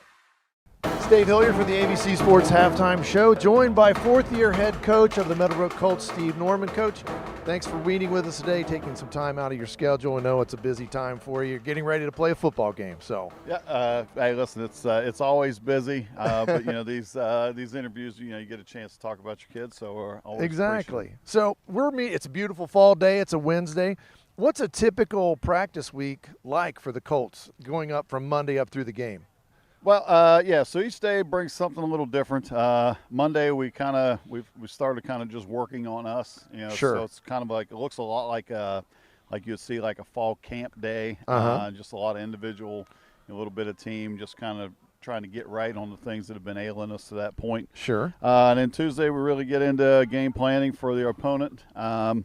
Wednesday's a lift day, and then you get into practice again. Right. Same. You kind of take, like, Tuesdays are first and second downs, Wednesdays third downs, end zone, red zone, that kind of stuff. And then Thursday you just kind of bring it all together. It's a pretty short day. It's only about an hour and 20 minutes, and then you get ready for Friday. So. All right, and I ask this of all the coaches, and you're kind of the CEO of a program. What's one thing that you're trying to instill throughout your program? Well, you're absolutely right on the CEO. It's not just football. Exactly. It's everything else. It is. It's a lot of stuff. I think ultimately, what we try to convey to our kids and, just anyone who's part of our program is ultimately how you treat people matters. I think that's important. Whether it be your coaches, your family, your teammates, I think all that's important. So that's one thing we try to stress. Well, a couple kids I'll ask you about specifically. One of those, see her warming up over here, Haley Arnold. Yep. Kind of a record setter, a trend setter for you here at Meadowbrook. Yeah, she has been, she's great. She works really hard. She doesn't, she does everything that everybody else does. Fortunately, she has a leg that can kick, which – nobody else on our team has that. So, fortunately, and as the season has progressed, she's gotten more and more comfortable with the game situation. Right. So I think if you just go back to last Friday, she goes 3 for 3 against John Glenn. And it was huge, too, for you. the one's 14-13, pressure on, and, she flushed it. So, it's – you can certainly see the progress she's making. And of course, I've got to ask you about Justice Huey because he's now a record-setting quarterback here at Meadowbrook. Justice is. We just had this conversation a little bit ago with him, but just the strides. And again, sometimes when you're thrust into a situation that maybe. When the supporting cast is also relatively young, a lot of times you have a lot of growing pains. Well, now that supporting cast along with him are all, juniors and seniors for the most part, and I think you can see that on the field. But Justice has been great, total command of the offense, and he has, he's not done yet. So hopefully we. Well, you started your season off with a couple of really tough opponents, 2 undefeated teams in Tri-Valley and Indian Valley. You get the Valleys out of the way. Right. Since then, you're 3-1. You've turned it around. What's made the difference for your football team? Well, I think if you go back to those first 2 weeks and those 2 phenomenal programs, and I think you're going to see them have success in the postseason. I think so too. But at the same time, as you're preparing for those teams and then you're playing against those teams, like your kids kind of see what that next level is and what they have to work to get towards. And then, the rest of our schedule, we go to our rival, Cambridge week 3. Then we get into Crooksville and maybe L schools like, Philo, super physical team. John Glenn, always physical.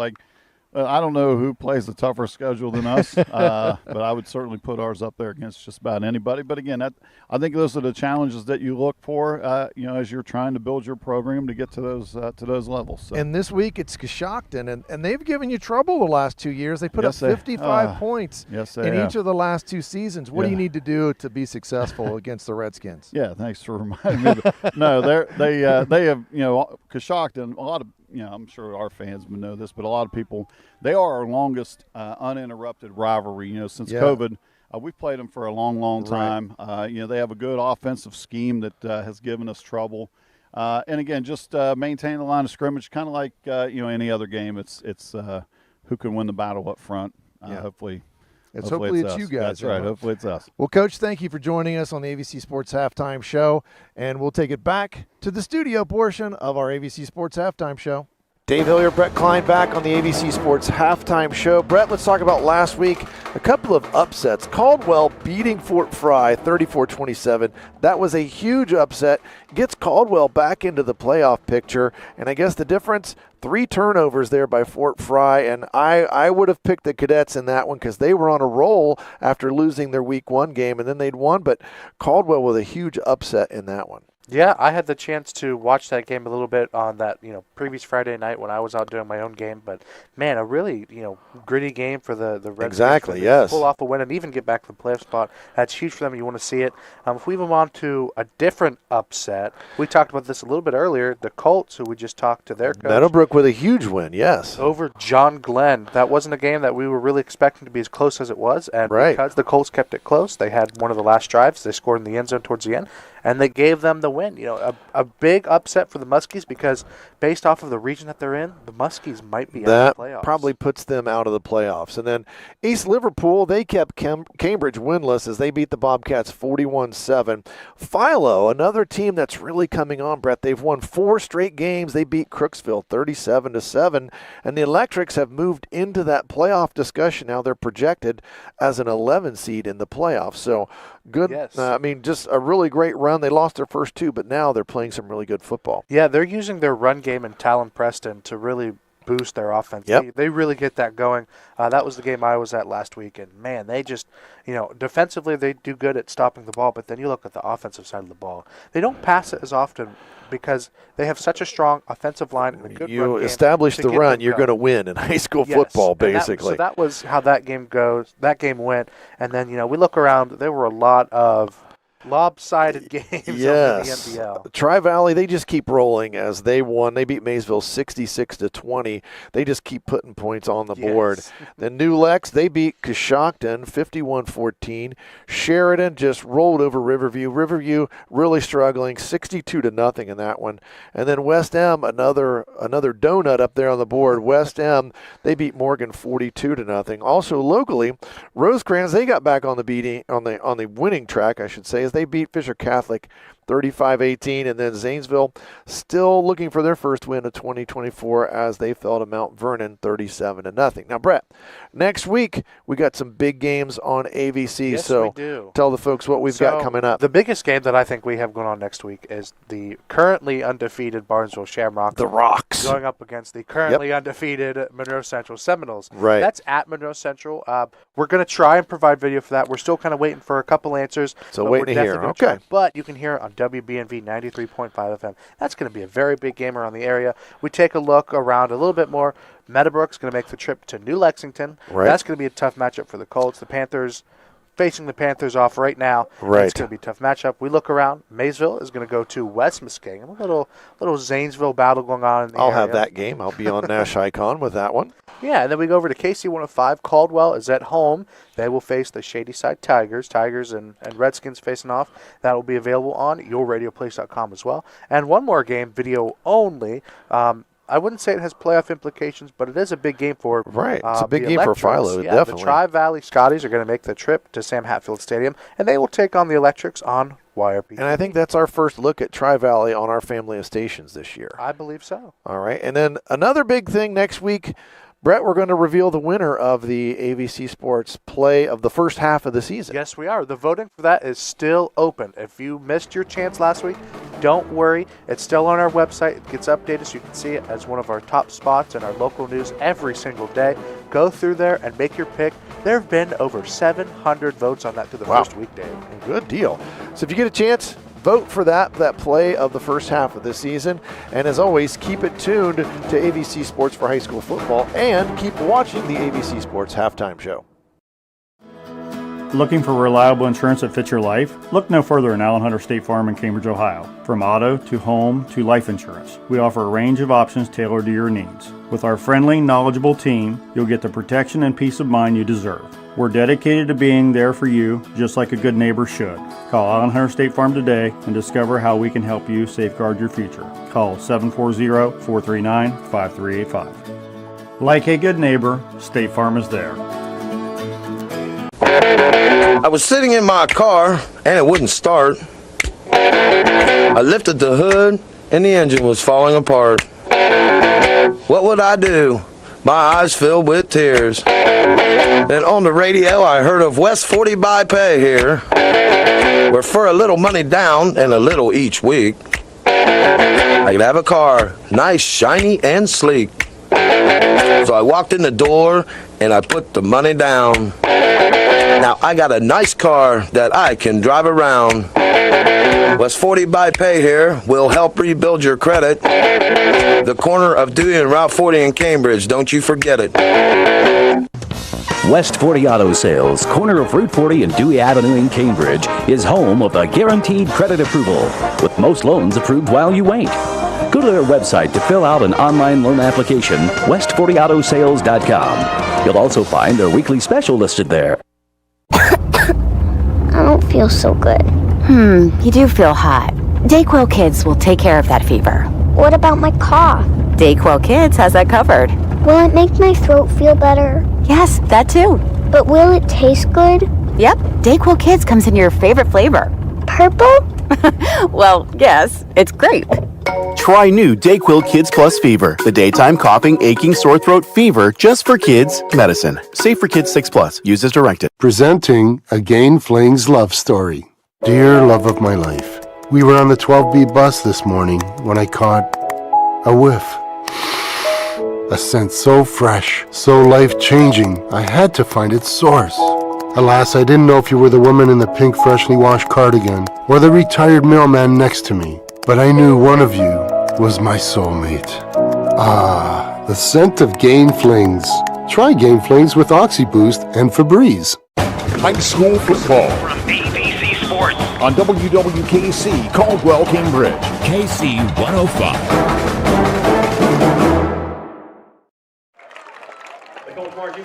Welcome back, everybody, to Byesville on the campus of Meadowbrook High School. Week 7 of the football season here in Ohio. The Coshocton Redskins lead the Meadowbrook Colts 20-13.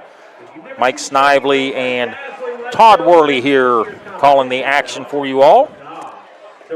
Let's go over some scoring plays here from the first half. And how did we get to 20-13? Well, in the first quarter, absolutely nothing happened. 0-0 across the board. No action, quick quarter. Both teams, couple first downs. That led us to the second quarter where 33 total points were scored in the second quarter. Coshocton struck first with a 78-yard touchdown pass. A Colton Kunkel dart to Logan Wentz to make it 7-0. Kick was good, 7-0 Coshocton. Colts come right back. Justice Huey hits Bentley Seedor on a 42-yard pass. Extra point by Haley Arnold, good, tied at 7. Right on the next kickoff, Cohen Phillips returns at 77 yards. Extra point good by Coshocton, 14-7. Then JT Newell takes it in from 3 yards out. The PAT was blocked. That made it 20-7 Coshocton. Then Jacob Burris catches a 10-yarder from Huey. The extra point was blocked, and that's where we stand, 20-13. What are your takes on this first half so far, Todd? So coming out of the locker room, I think Meadowbrook's going to get the ball first, and you have to be thinking there are a lot of ups and downs offensively for Meadowbrook in the first half. When they got into a rhythm, when Justice Huey had time, he was picking the Coshocton defense apart. So then Coshocton adjusted by saying, okay, we know our front four can't generate much pressure on you. We're going to bring some blitzes, and so that was effective. And then Meadowbrook has to counter that, has to adjust to that in the second half. So it's going to be interesting. Now they've had 20 minutes to sit and talk about it as a coaching staff and with the team. How do they adjust moving forward? Then you look at Coshocton. You come into the game as an 0-6 team, but you also know you've put up a lot of points on Meadowbrook the last 2 years, and you're looking at this like this could be your season. This could be the win that possibly turns your season around and or at least makes your season. And so this is huge. And for Coshocton's hung in there. They've taken every punch and still stood. And so really big half of football for both teams right now. Key for Meadowbrook to pull out the win, obviously, for their playoff race. But then from Coshocton's standpoint, they need a win, and they see this as possibly their best opportunity to get one. And we just heard too, Coshocton was 0-6 last year at this point and rolled up 55 points and won their first game against Meadowbrook last year up at Coshocton. So, hey, I also wanted to give a shout out to one of our most loyal listeners over in Cambridge, Cheryl Matthews. Hey, I want you to have a great weekend, Cheryl. Thanks for always tuning in. I know you got a shout out you want to give, Todd. I do. Meadowbrook Colts fans, you might remember former football player Nathan Dennison. He has been working in the college football world for a long time now. He worked in Western Kentucky under Coach Jeff Brom, then followed Jeff Brom to Purdue, and then is still at Purdue now. And he's he's a really good evaluator, really good guy, really good recruiter, and a really key piece of those two programs since he's been there, and really well respected by scouts all over the country. And he's making your school proud. Awesome. And Jeff Brom, what's his name? Is that an old Louisville quarterback, right? It has to be. Yeah, I remember Jeff Brom being a quarterback down there for the Cardinals, down there in old Louisville, Kentucky. He was a good one, too. They used to put it up in the air quite a bit when he was quarterbacking. And do they still throw the ball? Are they still a pass-happy offense, Purdue and Western? I know Western was for years, but is he still at Purdue? So this is his second year at Louisville now. That's what he left from Purdue to Louisville. Oh, he's at Louisville. That's right, because Louisville's coach left. That's right. Exactly, to go to Cincinnati. WKU to Purdue to Louisville. Yeah, to Louisville. That's right. But Nate is still at Purdue, though. Nate is still at with Purdue. Ryan Walters. He's a Boilermaker up in West Lafayette. But yeah, so he's really well respected in the scouting community. He really is making Colts alums proud. Todd here, we're fortunate enough to have him up here. He is a scout for professional football and the native of Bexley, Ohio, and former football player for the Worcester Scots. You ever run into a professor named Drew Pastor? He was there when I never had him, but I know the name. Big math professor, and he's kind of like the Joe Itel backup. He can tell you the percentages of each team going to make the playoffs. So here's a pooch kick here by Coshocton. This is going to be rough, but fielded. Really good job fielding that for Meadowbrook, but he's going to have a big loss. Was number 5. That was Colton Snyder fielded that kickoff there by the Colts. Nice job there by Colton Snyder. That's a look you don't get often when you're an up back on the kick return team, and to have the poise and the confidence to field it like that and just avoid disaster there for Meadowbrook. That was a really nice play. Colton, a defensive end, but also plays running back, so he is a pretty good athlete and also an outstanding wrestler for this Meadowbrook High School wrestling program. So the Colts come out trailing 20-13. Going to hand the ball off first thing to Braden Black. Black picks up about 3. That's going to bring up 2nd and 7. So I know you want to stay at balance as an offense, but the weather is good, and you've already proven when we keep our QB clean and give him a chance to get his feet set in the pocket, we can pick these guys apart. I like relying on the pass more here. Looks like the Coshocton Redskins sitting back in a cover 2. Motion Burris over to the left. Another handoff to Black. And he gets about 2, so that's going to bring up 3rd and 5 from the 30 for the Colts, wearing the camouflage uniforms tonight on Military Appreciation Week. Sponsored by the Ohio Army National Guard. Coshocton in their red helmets, white jerseys, and red pants. In big red numbers that are visible to us. Much more visible. So Huey takes the snap, looks to his right, has trips out to the right. That's going to be a completion to Braylon Lowry. That was Bentley Seedor. Nice catch by Seedor, way to throw him open by the QB. Bentley Seedor, the sophomore. He's made a ton of big catches this year already for the Colts. Going to have an outside blitzer here from Coshocton. Over the middle, pass intended for Seedor. Maybe thrown just a bit behind him, brings up 2nd and 10. So surprisingly, to begin the half, Coshocton's not blitzing at all. And so the few times that Meadowbrook this half has dropped back to pass, he's had all day long to throw the ball. And so I have to think that Coshocton's going to adjust to that and start to bring the blitz. And how is Meadowbrook going to handle that? And once again, you have all that time back here. It might throw your timing off in your head. And being a former quarterback who used to throw it to the other team too many times, I know that. Braden Black up the middle, gain of 2. So that's going to bring up another 3rd down, and I wouldn't be surprised if Meadowbrook's in 4-down territory here. That's part of the field, yeah. So on that play, left guard Casey Clendenning, he pulled. And one of the hard things to do for an offensive lineman when you pull is to adjust your path, and he did that. Nice block there by him. Trips to the left, single receiver to the right. Huey, straight drop, feels a little heat, runs to his right, throws it out here in the flat. He has a receiver, looks like that's enough for the 1st down on the Coshocton sideline. I believe that's Jacob Burris. Huey got hit on that play, but bounces right back up. Or are they going to call that incomplete? They did call that incomplete. So 4th down, that's my bad. Could not see that. So the Colts do trot the punting unit onto the field. So Casey Clendenning will be out there to punt for the Colts, number 75,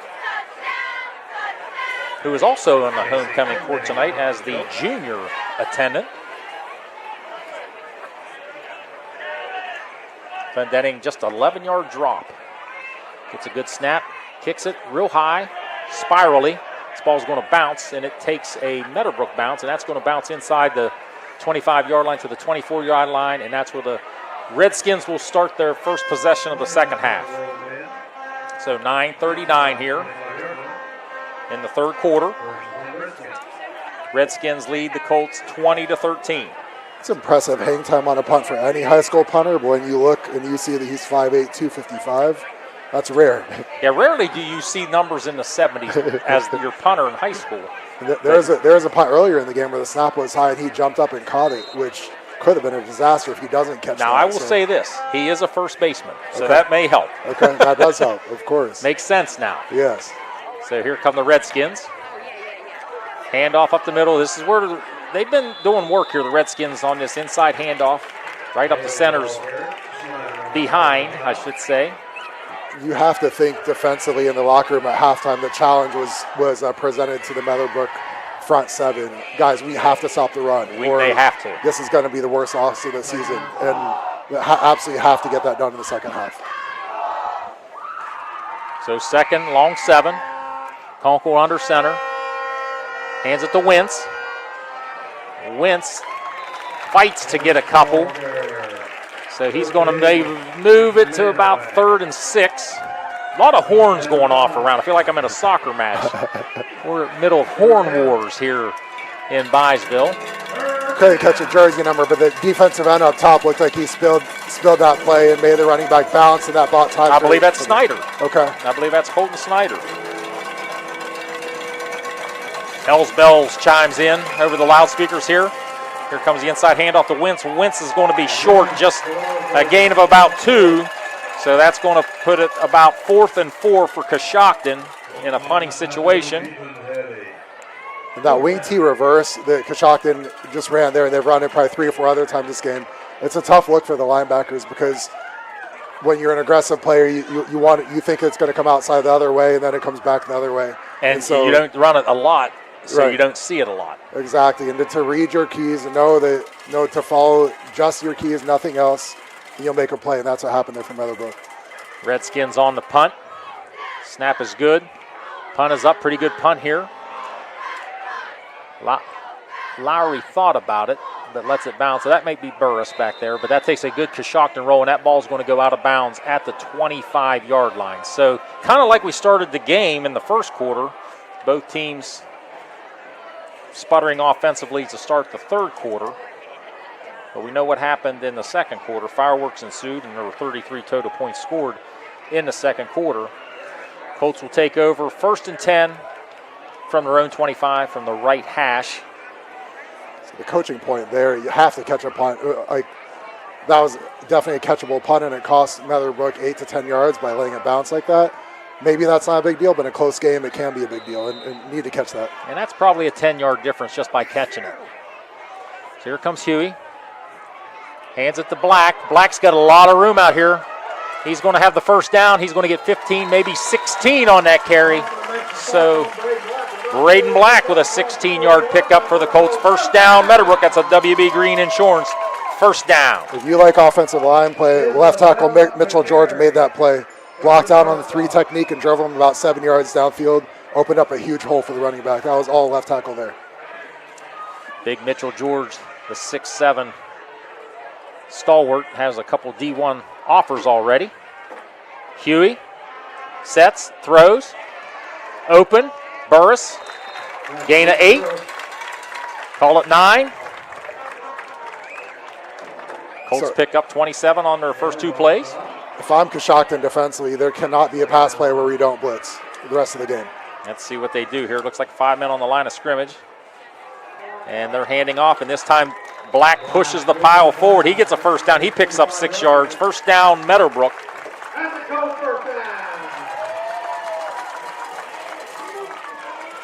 There's some fire in this Meadowbrook offense right now. They want this drive. They want to get points and tie this game up. Huey in the pistol. Hands it again to Black. Not as much room this time. Many bodies around the pile there. He may have picked up 2. Give him 2, 2nd and 8. So nice matchup in the trenches here. So Coshocton defensive tackle Ray Myers is listed at 6'2", 310. And Mitchell George, the left tackle for Meadowbrook, is going up against him. George has gotten the better of him the last 2 or 3 plays, but it's a fun matchup to watch. 2 big guys going at it, playing hard. Meadowbrook has outstanding size on their offensive line. Huey, sidecar to the left is Black, fakes it to Black, goes deep, and he's got a wide open receiver. Bentley Seedor, I believe. Yeah, to me it looks like it's number 1, but I know Braylon Lowry's out here. Okay. So I think that's Bentley Seedor. But here go the Colts. Huey out in the flat to Kuhn. Kuhn may have got in. Let's see what they say. Landon Kuhn gets it down to the 3-yard line. So it's going to be 1st and goal for the Colts. Coshocton's trying to sub, and Meadowbrook's trying to snap this as quickly as possible. Let's see what happens. Let's see if the D-line even gets set for Coshocton. Barely. And that's going to be easy pickings for Braden Black. So Braden Black with a 3-yard touchdown run, and that's going to cut the lead to 1. So on that deep pass, the key there, that was a decent ball, but the key there was a receiver adjusting while the ball is in the air and making the play on that. Otherwise, it's an incompletion. But instead, he makes a nice play for a big game for Meadowbrook to set up the touchdown. So Haley Arnold, the junior, comes out, sets the block up on the 20, or on the 10 for the 20-yard extra point. And the referee's going to have a couple conversations here with Coach Norman. And I feel a little chilly breeze coming through here, Todd. Might have to get the jacket on. It's finally fall. Took long enough, right? Good sleeping weather. So whatever Coach Norman and the line judge were talking is now settled. So watch the operation here. The last kick Meadowbrook had took way too long. This has to be much faster. Official's still not ready to put the ball in play yet. What I mean by that is the snap has to be good, but the holder has to get it down and the kicker has to go immediately. Simultaneous, like your engine. I'd say Coshocton was offsides. Now, that's going to move that thing. That's going to move that thing to the 1.5. Does Meadowbrook consider going for 2 here? Here comes Huey, and that's exactly what they're going to do. Coshocton was about, 3 yards offside. Easy call from up here. That was actually Colton Conkle trying to get the early jump. Reminded me of the movie Major League, just a bit offside. Just a bit. Conkle didn't even try to get back. He already knew. So here go the Colts. They're going to go for 2. And they're just going to hand it off, and that's easy.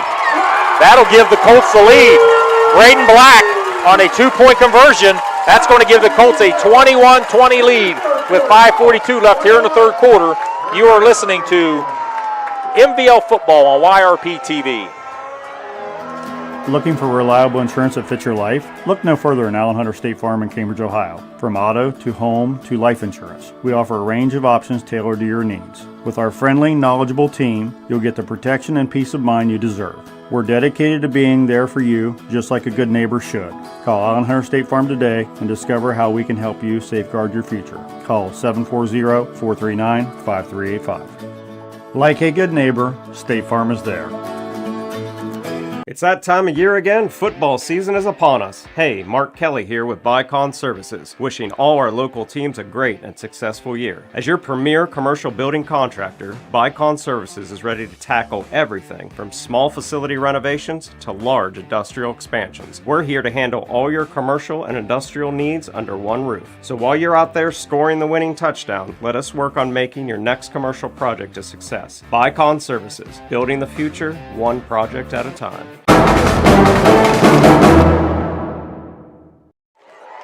Clendenning, Pooch kicks this thing back to Phillips. Phillips, who has a long return already tonight. The speedster gets out to the 35-yard line before taken down by the Meadowbrook Colt cover team. So, big decision.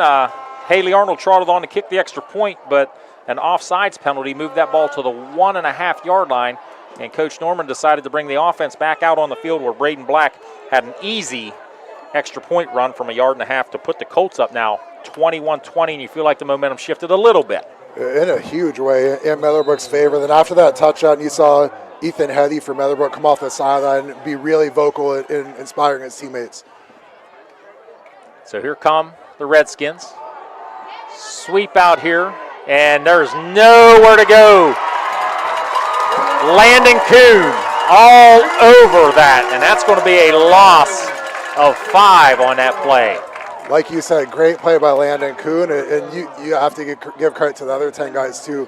They bottled it up so much it almost looked like it was a halfback pass setup because the running back had nowhere to go. It was going east and west toward the sideline. Nothing was there whatsoever. Looked like the Colt defense was in the Coshocton huddle that time. Right. And I've said this once, I'll say it again. Landon Kuhn has made a huge stride from his junior to his senior year. He's quite the football player as a senior. Here comes Coshocton, 2nd and 15.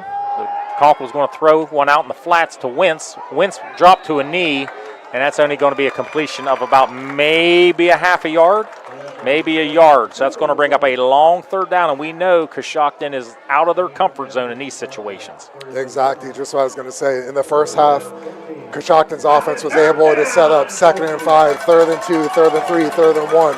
That's where they want to live. They don't want to live in 3rd and 14 like this. Meadowbrook have to be teeing off here, thinking you need to make it. Let's make a big play, a sack or a turnover here. So shotgun here. We've only seen this a couple times. Trips right, single receiver left, rolls to the right. Conkle throws it deep, and Wentz came back and could not come back far enough. Good coverage again by Landon Kuhn. So that's going to bring up a 4th and 14 for the Redskins, and they have no choice but to punt it from this deep. Looked like the QB thought the receiver and the defender were about even, so he tried to throw a back shoulder ball, and then Logan Wentz just didn't adjust to it till way too late. But for Landon Kuhn to cover all the way that far downfield, it was a really impressive play by him and a nice series by him. I believe he came all the way across from the other side of the field as well, the linebacker. So on the punt of the Redskins. Snap is good. Punt's a wobbler. It's going to be short, but it's going to roll really well for Coshocton, and it's going to be down at about the 24-yard line. So the roll and the punt makes that thing about a 40-yarder. And in high school, you'll take a 40-yard punt any day of the week. Doesn't matter whether you kick it 18 and it bounces 22 That's all or that you matters. kick it 40 on a fly. Yeah, Absolutely. you'll take 40 all day long. So offensively, Meadowbrook's got all the momentum on their side now. Offensively, you have to be thinking, let's stay on a roll here. And, again, Coshocton's had so much trouble getting pressure on Justice Huey. And when he has his chance to get his feet set, he's picking them apart. If I'm Meadowbrook, I'm continuing to lean on that. He's been sacked just one time tonight, but the running game is going here. So here goes Braden Black. He gets about 4, maybe 5. Colts want to rely on that run game now, get that clock ticking. Keep the ball out of Coshocton's hands. Another good matchup here. Mitchell George left tackle against Alan Harstein, who's been playing well for Coshocton, but George was able to drive him off the ball there, open up some room for his running back. George using those long arms to get that push. Again, Black, and he's going to be short of the first down, maybe pick up 2. So that's going to make it 3rd and 4, long 3 maybe. So from a play calling standpoint, I get you want to stay balanced, you want to be able to establish a run, but they can't get any pressure on you. You've got a really good QB putting the ball in his hands. I don't like only giving him a chance on 3rd down. You had 2 plays where you could have thrown the ball earlier. And they can throw it as much time as he gets. He can do whatever he wants, long, short, middle. Once again, plenty of time. Throws it up to Kuhn. Kuhn makes an outstanding catch behind his shoulder on the Colts sideline. That's going to be a Meadowbrook first down. Landon Kuhn stepping up big for this Meadowbrook Colt team. Great catch, and Colton Conkle for Coshocton's had a heck of a game. Just did not read that at all.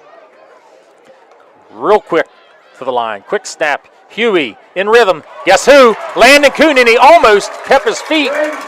Almost scored. That's another 20-yard pass to Landon Kuhn. Really good catch in traffic outside his frame, and you can tell Justice Huey's feeling it. He's confident that there wasn't much room there to put the ball in, and he stepped up and ripped that thing. But really impressive ball there. Kuhn stuck those paws up, caught that thing for a WB Green Insurance first down. Now Meadowbrook taking their time a little bit, running some clock down to 2:20 here at Eugene Capers Field. Huey drops again, plenty of time, throws it up and just out of the reach of Braylon Lowry. He's got to bring up 2nd and 10.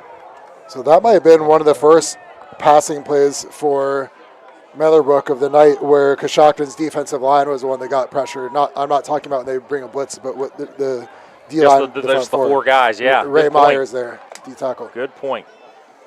This time Black's got a lot of room up the middle. He's going to have a first down up at left side. Pick up a 12, Braden Black. And with this up-tempo, it's so hard as a defense, because when a drive gets rolling, you're getting more and more tired every single play, and it's hard to recover. Colts to the line quickly. Hand off to Black. He likes that left side. And he came down awkwardly this time. Let's see exactly what happens. I think Black came down awkwardly. His leg got tangled up. And we're going to have a official's timeout to check on Braden. He gets up on his own. You could just tell there was I'm watching a replay here. Yeah, his foot goes underneath the Coshocton defender. His leg goes underneath the Coshocton defender and just rolled his leg under there, and that never feels good. Looks like Kalen Shaw there for the Redskins making the tackle. So in will come Colton Snyder, the defensive end and backup tailback comes in, and he will take the place of Braden Black, who's had an outstanding game running the football tonight. Fake to Snyder, try to sneak one in there to Seedor, incomplete. So that's going to bring out 3rd and 6. I think Justice Huey would like to have that one back. Not sure what he saw there, because that was really well covered by Coshocton. He tried to force it in there. I want to thank our co-producers Dalton Gombeat and Sam Grubbs tonight up here manning the show. And this time they get it to, that's a good strong run. Let's see if that's Snyder. Yeah, Colton Snyder. He gets it down close to a first down. Let's see where they mark this. Yes, that's a WB Green Insurance first down. Will be first down and goal from the 7-yard line. Nice run by Snyder, and Mitchell George is really racking up some plays on his highlight tape tonight, driving guys downfield consistently. He did that on that play too. Ball went right behind him. And now you can see why he's got some D1 offers. Kuhn this time lines up as tight end beside George. Motion man Braylon Lowry all the way across the field. Huey, he got enough time to figure out windage back there. He's going to take off and run with it, and he's going to be brought down right about the line of scrimmage. And we have a couple Coshocton guys down, getting up slowly after chasing down Huey, but they get up and look like they're going to continue to play. A couple guys hobbling there for the D-line of Coshocton. Looked like he had a chance to escape out to the right if he tried that way, but he didn't do that. Huey takes a snap, hands it to Snyder. He's stuffed. And there's going to be no gain, maybe a loss on that play, and that's going to bring up 3rd and goal. And the Colts may just want to take this one to the end of the quarter because there's 25 seconds, and that gives them kind of time to talk about what they want to do here from just inside the 10-yard line, 3rd and goal. Colts line up like they're going to go for, so let's see if they try to get Coshocton to jump to get a half the distance. There they go. They run it. Huey throws it out to Kuhn. Kuhn's going to be tackled right at about the 2 or 3 yard line, and that's going to be the end of the 3rd quarter. So at the end of 3 here from Byesville, Meadowbrook leads Coshocton 21-20. You are watching MBL football on YRP TV. Looking to buy land? Do you want 5 acres or more, say up to 50 acres? Bruner Land Company off I-77, Vocational Road, Byesville has land for sale. Buy acreage in Ohio, West Virginia, Kentucky, Tennessee, Pennsylvania, and Indiana. Bruner Land Company has 500 tracts of land to choose from and creative financing for buyers. When it's land you want to buy, it's Bruner Land Company you should call. Bruner Land Company, Byesville, off I-77. Give them a call at 685-3064 or go to brunerland.com. Today is the day you make changes, the day you have looked forward to. The day you take a step to see the you before addiction. And it all starts right here at the Residence, an in-bed facility that designs your recovery to your needs, 24 hours a day, 7 days a week. I'm Crystal Reynolds for Cedar Ridge Behavioral Health Solutions. Our approach is personal, and it is as individual as your needs. We are here for you. Call 855-692-7247. Back in Byesville, Mike Snively and Todd Worley. Beginning of the fourth quarter here, Meadowbrook's going to have 4th and goal from the 3-yard line. They lead Coshocton 21-20. Ball's going to be on the right hash. Braden Black, who has been effective in the running game, got his leg rolled up on that last drive and has not returned to the lineup yet. Interesting decision here to go for it. You've got a chip shot field goal that puts you up 4 points, which means the field goal doesn't beat you, and they're going for it here. Huey takes a snap, and Braden Black is in the game. I'm sorry, and he is in the end zone. So Braden Black did return, looked perfectly fine there, and was able to score on a 3-yard touchdown run, just like he did in the third quarter. He had a 3-yard touchdown run and an extra point conversion run. So Braden Black puts the Colts up 27-20, pending the extra point, and they're going to go for 2. Same play. That's a jump pass. And that is to, can't tell if that's Bentley Seedor. That's Bentley Seedor for 2. So we're going to take a 30-second break. Meadowbrook leads Coshocton, which was a big 2-point conversion, 29-20. You're watching NBL football on YRP TV. Introducing the 2021 Ford F-150 Super Cab XL 4x4, now available at Doane Ford. With very low miles, this truck is ready to tackle any job with its 2.7-liter V6 EcoBoost engine and tow technology package. Enjoy a stylish look with the chrome appearance package and stay safe on the road with Ford Copilot 360 2.0 and auto high beam headlamps. Price to sell, it's an unbeatable deal. Don't miss out. Call Doane Ford 740-782-1965 or visit DoaneFord.com today.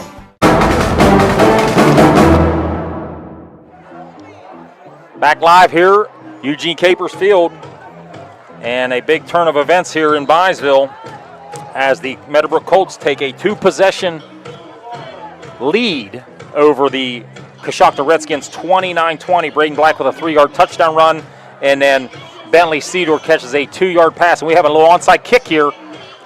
I don't know if that was a whiff by the kicker Clendenning, but nonetheless, it's going to be Coshocton ball with great field position. But Bentley Seedor catches the pass from Justice Huey to make it 29-20, making it a 2-score game where Coshocton has to score twice now instead of up 8 or 7 or even 6. So if you look back to the recent portion of this game, Meadowbrook has been super aggressive. They went for 2 to score to go up 21-20. Then they go for it on fourth and goal from the 3. They run the ball, score, then go for 2 again. Then an onside kick. These guys are dialing it up tonight. I thought I heard a whistle, and there was a whistle. Just to follow up on that, so, yes. When you're that aggressive, you're never going to hit on all of them. But as a player, I think you love to play for a coaching staff like that, who's always going for the big play, always going for the kill shot against another team. It's just fun to play football that way, and I think that really speaks to the players. We're having fun out here, and we believe in you guys every single time. And trust in that defense, even if they recover the onside kick. Yeah. That's the thing. You got to have fun out there. Good competitive fun. All right, so first and 15. Coshocton, a lot of room up the middle there for number 7, Champ Haley. He picks up a big chunk right there. He got about 13 on that play. So here come the Redskins, the start of this fourth quarter here on this lovely homecoming night here in Byesville. It was like 80 degrees here, October the 4th. You don't get that too often in East Central Ohio. Talkle rolls out, pass is caught. That's going to be a completion and a first down. I believe that was to number 4, Cohen Phillips. No, I'm sorry. That was Logan Wentz on the catch for the Coshocton Redskins. This is the biggest drive of the game. Meadowbrook has so much momentum in their favor now. They just, not only did they just score, but then they went for 2 to go up by 2 scores. Coshocton absolutely has to answer with at least 3 on this drive, and good start to the drive for the Coshocton offense. And Bailey Kuhn just come out with an injury. He's been outstanding on the defensive end for the Colts. And there's a run, and there's stuffed. Colton Snyder with a big stuff up there for the Colts. When you're playing against a wing T or any offense, if guards pull on a running play and you can blow up the guard, you're usually going to have a lot of success defensively. That's exactly what Colton Snyder did. What if you beat the guard? If you beat the guard, that helps too. That helps a lot. If you're that good of reading it. So Colts overload one side defensively here. Conkle's going to roll out, looks to the backside. He's got a little bit of room to run, and he's going to get a first down for sure. He's down to the 20. Inside the 20, and that's a really good play there by Colton Conkle to keep that play alive. He's going to take that ball to a first down to the Meadowbrook 18. It is. That is so frustrating from a coaching standpoint as for the Meadowbrook defense. You get good pressure against the QB. You have everyone locked down on the back end. Then just a really good athlete who's playing QB gets out of the pocket, makes a play with his legs and moves the chains against you. All the good athletes are playing quarterback now. It used to be a statue back there could just throw it. Now they got guys back there that can run it. Handoff to the Redskins, and that's number 8. That was Logan Wentz. He's had a solid night offensively for this Redskin offense. He got 5. Takes it down to about the 13-yard line. Be really interesting behind by 2 scores what Coshocton would decide to do on a 4th and short situation down here. I would think 4th and 1, you probably go for it. 4th and more than 1, you probably kick a field goal. Yeah, 2nd down now, though. Coshocton missed a 42-yard field goal. It had the distance. It was just left. Conkle under center. Rolls to his right. He's got some room to run if he chooses. He has a receiver open. Is that a catch? That is a touchdown. A 13-yard touchdown. I'm sorry, an 18-yard touchdown pass. And that ball was caught by number 4, Cohen Phillips, his 2nd touchdown on the night. What an answer by the Coshocton offense when everything was going against them. All the momentum was on Meadowbrook's side. Coshocton drives down. And that ball, when he threw it, it looked like I thought he was going to get picked off. Threw it into traffic. I did too. 3 guys. But put it right on the money, and Cohen Phillips made a nice catch for the TD. George on for the extra point. Kick is up. Kick is good. So with 9:40 left here in the final quarter here in Byesville, Meadowbrook leads Coshocton 29-27. You're listening to and watching MVL football on YRP TV. Patrons Buckeye Mutual Insurance Company is a proud supporter of high school football. Contact one of the 42 agencies writing for Patrons Buckeye for a quote from your local insurance company covering Ohio. Whether you need coverage for your home, mobile home, cabin, seasonal home, a garage, or even farm equipment, Patrons Buckeye Mutual Insurance Company is located in Caldwell, Ohio, and can help. Visit our website, patronsbuckeye.com.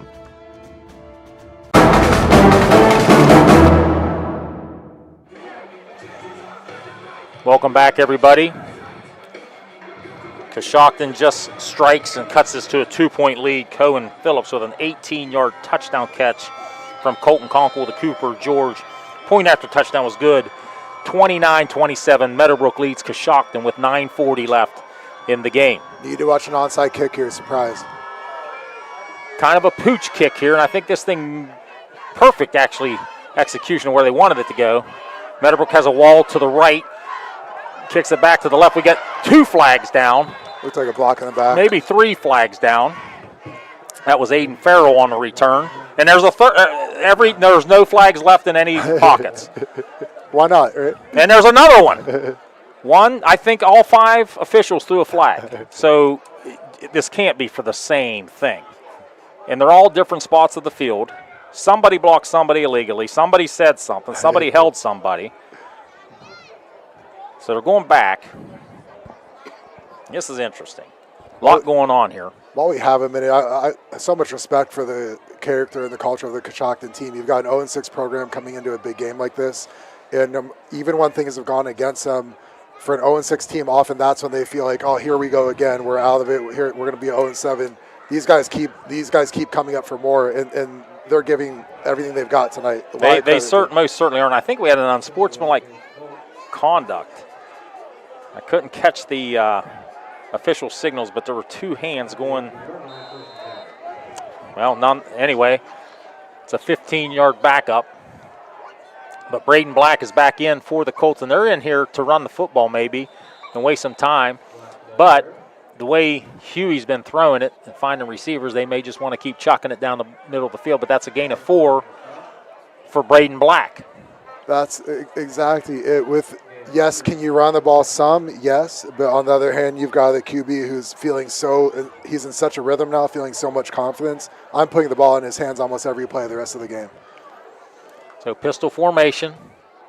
Handoff again to Black to the left. He's been using that Black, kind of reading that hole. Gets a first down, picks up 7, maybe 8. But he's kind of reading where his line's blocking, and he's always been going to the left. Doesn't it seem like he's been using that left side of the line over there with Mitchell George? He has. George has had a heck of a game, and that's smart to run behind him as much as possible. And nothing up the middle this time, so it's going to bring up 2nd and 10. Getting a little breezy here. Flag, the huge United States flag, blowing a little bit. So I know offensively you're in 2nd and 10 now. You don't want to be in 3rd and 10 on one hand. On the other hand, you have to feel good about your offensive line blocking against this Coshocton defense. You feel good Huey's going to make a good play.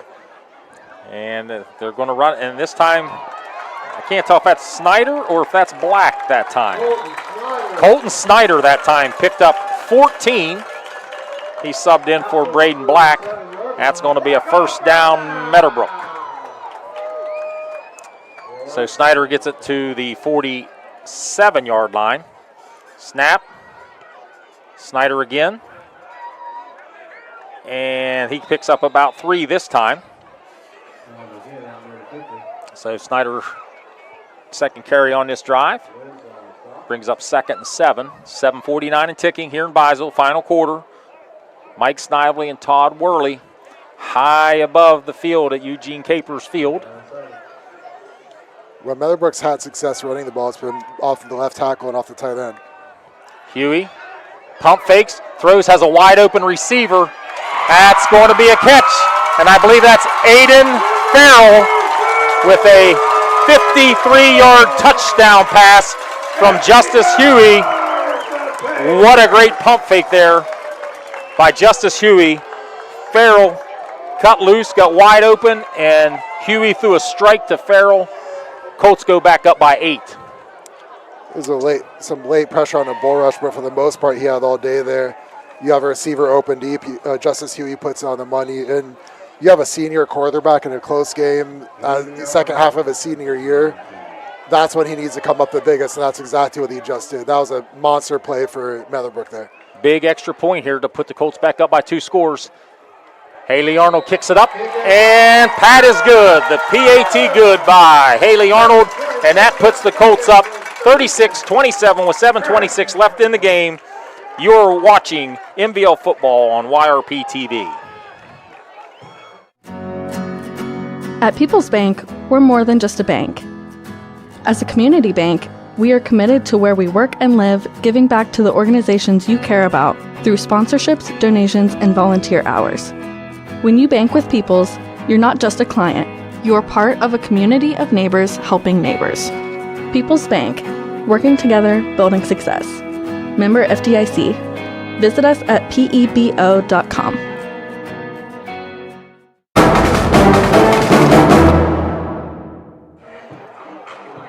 Back in Byesville, Mike Snively, Todd Worley. Colts respond to the Coshocton touchdown. They go down as Justice Huey hits Aiden Farrell from 53 yards away, and the Haley Arnold point after touchdown was true. 36-27, back up to a 2-score lead, 9-point lead. That's an important lead for the Meadowbrook Colts. Clendenning the kickoff for the Colts. Kicks it. Fielded at the 21 by Phillips. Phillips gets power driven to the ground. And I believe that was number 56. That was Case Hendershot with a big hit there for the Colts. Looks like Braden Black might have gotten hurt on that play, like a left lower leg maybe. Hobbled off the field. big drive for Coshocton. So there is time to score twice without having an onside kick here, but obviously need to get some type of points here. Even 3 would be fine. They've got good field position at the -40 right now to start. I have a correction to make. That was Bentley Seedor on the catch for the Colts for the touchdown catch, not Aiden Farrell. Struggling with numbers here. Conkle out in the flats and dropped by Phillips. And the Coshocton bench wants a late hit there on Landon Kuhn, but they're not going to get it. Just a little push. Just a brotherly shove, right? Yes, that's all it was. A little bit after the ball bounced, but no big deal. I want to thank Kirby Graham, the Meadowbrook historian / statistician, with the correction. It's on the Seedor catch there. We're watching back at home, and I always thank Kirby. Always helping me out here from Eugene Capers Field. Here comes that inside handoff reverse to Wentz. Wentz jumps, and he gains about 5. But more importantly, he stays in bounds, and that clock's going to go below 7 minutes now. So Meadowbrook 3rd and 5. You would think here, Todd, a Meadowbrook stop put you in that win percentage up in the 90s, the 95th percentile. And you also have to plan for Coshocton's probably going to go for it on 4th down just about every time from here on out. So you need to stop him 2 plays here. Conkle fakes the jet, rolls. He's playing street ball out here. He's going to run, and he's going to be very close to 1st down, and I think he's short by about a half a yard. What you think, Todd? About a half a yard? You got to go for it, right? Yeah, of course, have to go for it. Nice tackle there. Looked like Bentley Seedor. Nice little tackle in space to keep him short of the 1st down. So going to be 4th and 1. Maybe a little more than 1. Obviously, you can't jump off sides. That's a no-brainer, but that can be so hard to do defensively because you're so amped up. So let's see what happens here. Play of the night so far, 6:29 left here. 4th and 1. Last time was a quarterback sneak. This time they hand off, and they're going to have the 1st down. They needed 1. They got 4. That was Champ Haley. 1st down, Coshocton. So Coshocton isn't built to throw the ball over and over on one hand, and so they do have to score twice. I don't mind them running the ball offensively, but still like to see them pick up the tempo between snaps. So both teams, 3 timeouts. Conkle sends them in motion. Hands it off to Haley, and there's nothing there. No gain. So that's going to bring up 2nd and 10. Clock rolling. You know, I've been looking around, Todd, the 25-second clocks are not on.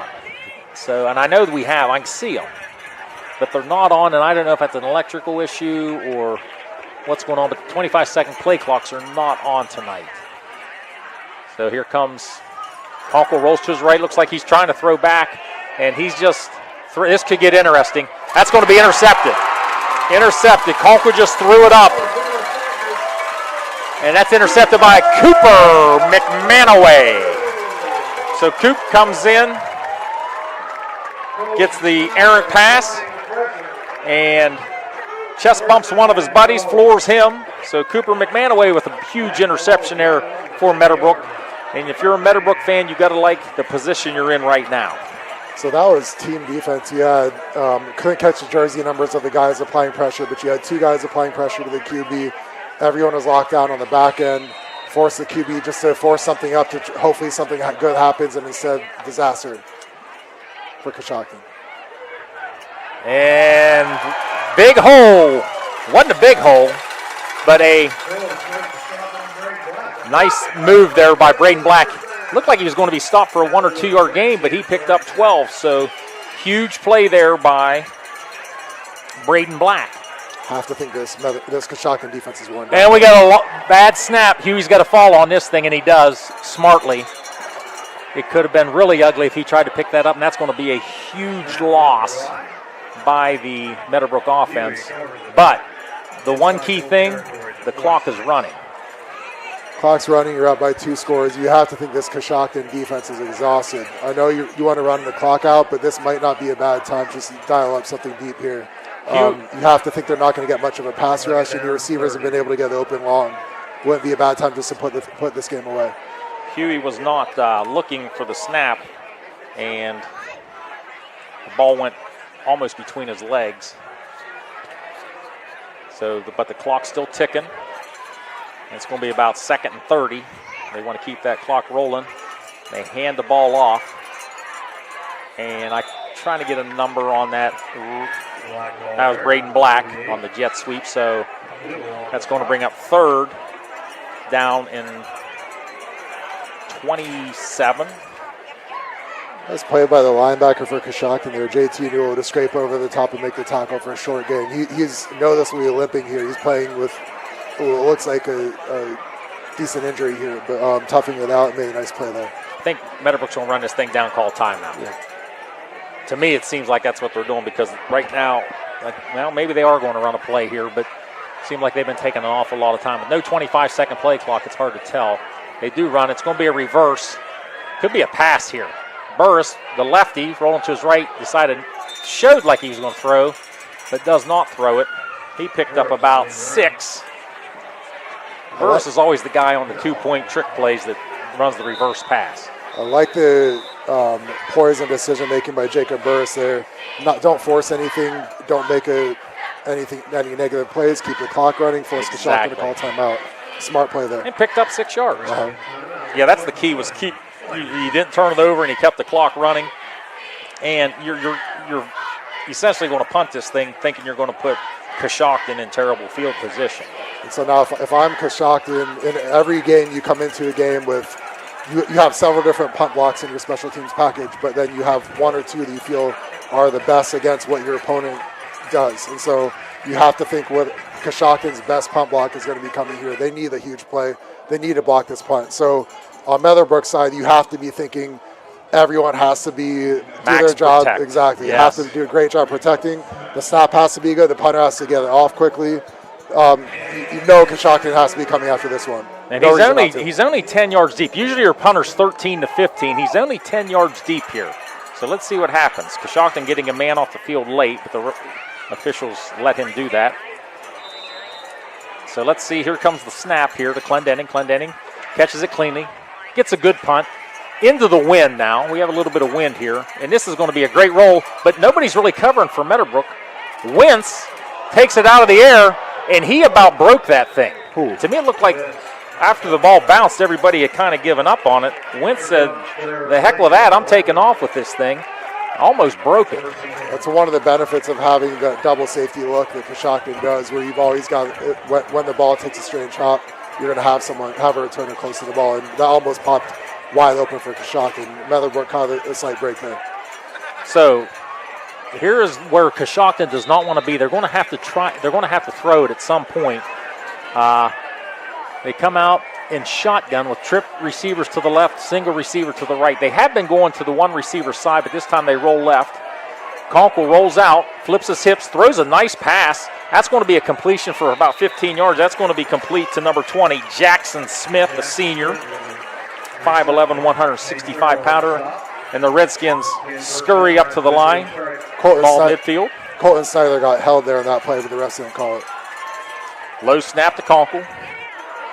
Conkle rolls out, throws another pass, but a bit low, couldn't be handled. A little too much mustard on that hot dog. That is going to bring up 2nd and 10. 2:43, Coshocton, 2:43 left. Coshocton with 2 timeouts. So I think it's key. You have to anticipate the QB rolling out to either side. So defensive ends have to keep contained to force him to stay in the pocket and throw the ball rather than to give him a two-way go. This time they bring the trips to the short side, and the one split receiver way out beyond the numbers. Conkle, he looks the way, throws a quick stop route to number 18. He catches it, gets out of bounds. Not a first down, but that's Bladen Workman. Bladen Workman is a senior, 6-footer, 170-pounder. For a wing T quarterback, I like the way Colton Conkle throws the ball. He's been relatively accurate all night. So 3rd and a long 3 here. Cowbells out here in Byesville. They know this is a big play. 2:37. Snap. Plenty of time for Kunkel. Kunkel's going to run for it easily and gets out of bounds. Stops the clock, picks up about 7, first down, Coshocton. So defensively here, you have to, so many of Coshocton's big plays offensively have been made by the QB running the ball. And so we'd love to have a QB spy here. So you're just watching the QB. As soon as he begins to break contain, it's a linebacker who then breaks downhill and makes the play on the QB. It doesn't look like Meadowbrook has done that yet tonight. So ball on the 37-yard line of Meadowbrook. On the right hash, trips again to the left. Single receiver, Workman to the right. Kunkel rolls left, getting chased. Pivots field, throws it across the middle, and boy, that was dangerous, but a catch. And still rolling with the ball, and we might have a fumble here. Let's see what they call here. No, the official calls him down. The catch was made by Logan Wentz. Wentz was taken down by 3 Meadowbrook defenders. Meadowbrook thought they stripped it, but they did not. It's an outstanding catch in traffic outside his frame. Wow. Kunkel in trouble, rolls to his right, and just heaves this one out to lane 1 of the track. Stops the clock, lives to see another day. 2nd and 10. So at some point you need 2 scores, and I think teams in this situation often run too much time off trying to get the touchdown first. When you're going to need a touchdown at some point, but you also need the field goal. So to me, if you get to 4th down here, if you feel like you can make the field goal, you have to kick. Yeah, I agree with that, just to make it the 1 possession, 1 score game, and then you onside kick. But still 2 timeouts. Meadowbrook not out of the woods yet. So Kunkel has his Workman down here by himself. On the left by himself. Looks over there, a slant. It's not there. Throws it, and incomplete. A diving effort there by the Coshocton receiver. Would have been a first down, just out of the outstretched arms of, I believe, Phillips. Yes, that was Cohen Phillips, who's had an outstanding, explosive night for this Redskin team.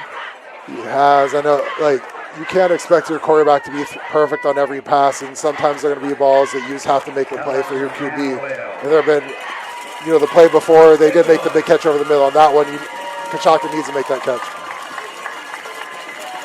3rd and 10. Ball on the 20-yard line. Kunkel brings his receiver in tighter. Quick dump pass to the inside receiver of the Trips, and that was number 33, Kalen Shaw, just a sophomore, 6'1", 200, but not enough. So 4th and 2, play of the night right here. It's always play of the night. Next play is always the play of the night. Kunkel, and that was just thrown right in the dirt. So not that exciting of a 4th down play there, and Coshocton's going to turn it over on downs. That Colt defense stiffens up and holds Coshocton scoreless on that drive. Minute 33 left. Colts lead by 9, 36-27. Coshocton with 2 timeouts. Meadowbrook still with all 3 timeouts. So we're going to look for probably a lot of running plays here from the Colts and some timeouts by the Redskins. Surprised Coshocton didn't kick a field goal there. I know it's 4th and short, but if you go for it, miss it, the game's over. You kick a field goal, you make it, you extend the game, keep yourself in it. I think Kunkel would like to have that throwback too. Of course. And I assume that's going to be Braden Black, who has injured his leg, but he got back in. He came back in the game and was strong after the injury. He picked up 2. Let's see, they did not call a timeout there, did they? So they've got 2 left. Looks like they're going to save them for the next 2 plays and pretty much ensure that Meadowbrook's going to run the ball. Now, if you see the back judge here, he'll hold up 10 fingers, which means 10 seconds. Then he'll hold up one hand with 5 fingers, which means there's 5 seconds. I think this, let's see if they do it here. 56 seconds and ticking. He's waiting for the back judge. There's 5, 4, 3, 2. Okay, and that's exactly how they must do it without the play clocks now. So that's a run, and now Coshocton takes a timeout. So if Meadowbrook picks up 1, it's going to be 3rd and 7, but just 40 seconds left here in the ball game. Meadowbrook with a 9-point cushion, 36-27. I'm going to throw out our big shout out to our sponsors again tonight: Valentine Insurance, Cedar Ridge Behavioral Health Solutions, Patrons Buckeye Mutual Insurance, Rogers Company, Bruner Land Company, Allen Hunter State Farm, West 40 Auto Sales, Stoney's RV Sales and Service, People's Bank, Dode Ford, WB Green Insurance, and Bycon Services. And also we will be handing out a Meadowbrook +1 player of the game. They will receive a free pizza after the game, and a lot of people in consideration for that tonight. I got a couple people in mind, and also want to thank Athletic Director John Jones for the +1 pizza up here in the press box and getting the BW3's wings and cold drinks in the cooler, and always first-class hospitality here. And as once again, I overate. Did you overeat tonight, Todd, or how'd you do? Don't you have to? Yeah, I think I had 5 pieces of pizza. So here come the Colts. High snap, handle dough. And it's going to be no gain by Black. And down to 33 seconds. It's going to bring up 4th down. So Meadowbrook's going to have to punt this thing away. But Colts, if you're Meadowbrook right now, you got to feel comfortable. And if you're Coshocton, you got to come in and you almost got to bring 11 guys. I was just going to say that you bring 11. There's no tomorrow now. So have to block the punt. Have to either block it and score on that play or score the next play and then get an onside kick. So obviously very, very minimal chance to win. And if you have any chance to win, you have to block this punt here. So Meadowbrook, again, you're telling the punter, I don't care if it's a 20-yard punt. I don't care if it's a 15-yard punt. Just don't get this blocked. You get it off. Right. And then the snap has to be good. Protection has to be good. But the punter, if you have to shorten your steps, if you have to take one fewer step, just make sure you get the ball hits your foot. How about an old trick from the back in the day? You sneak that 12th guy on the field and you put a guy back. Okay, that could work. Hey, you never know. These officials, they might not be counting. You guys get bunched in there real tight. They don't know if 12 guys are in there or not. I will say this. I think it's Cohen Phillips who's explosive back there to receive the punt. I think Meadowbrook might be missing one player, and they're going to have to call timeouts. Bentley Seedor is getting ready to run out. No, it's going to be Amani Lofton on the punt team. I'm honestly surprised looking at Coshocton's alignment there. They weren't. Not only do they have someone deep, but they were only going to send about 6 or 7 guys on that. Not only is he deep, he was real deep. Maybe he's planning on running up and catching at full speed. Unless you have a return that you like that you haven't used tonight and you think it's going to work here and you're going to return it for a touchdown, but that takes a lot longer. And if they think they can do that, then I think the most likely thing is to potentially block the punt. So to me, I'm bringing 11 on this if I'm Coshocton. Let's see if they change their mind here. Nope, they're still going to send Phillips deep. A lot of the crowd filing out of the bleachers here tonight.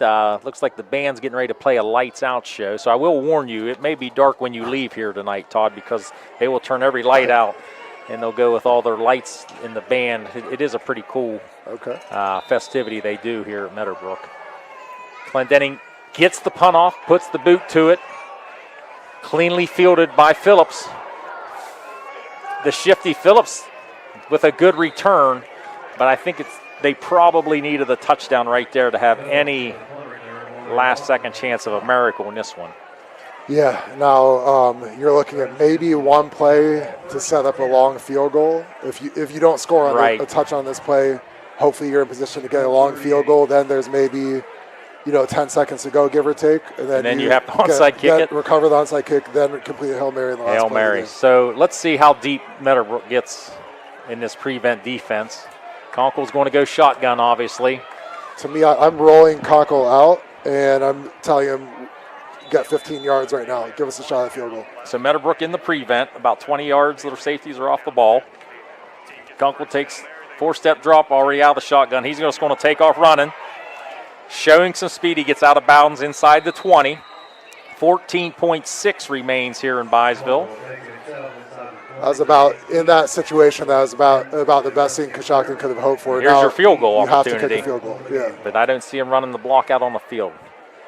That would be Cooper George, the field goal kicker, but he is not running out on the court. Even if you score a touchdown, you don't have time to then move into field goal range after recovering the onside kick. Conkle sprints to his left.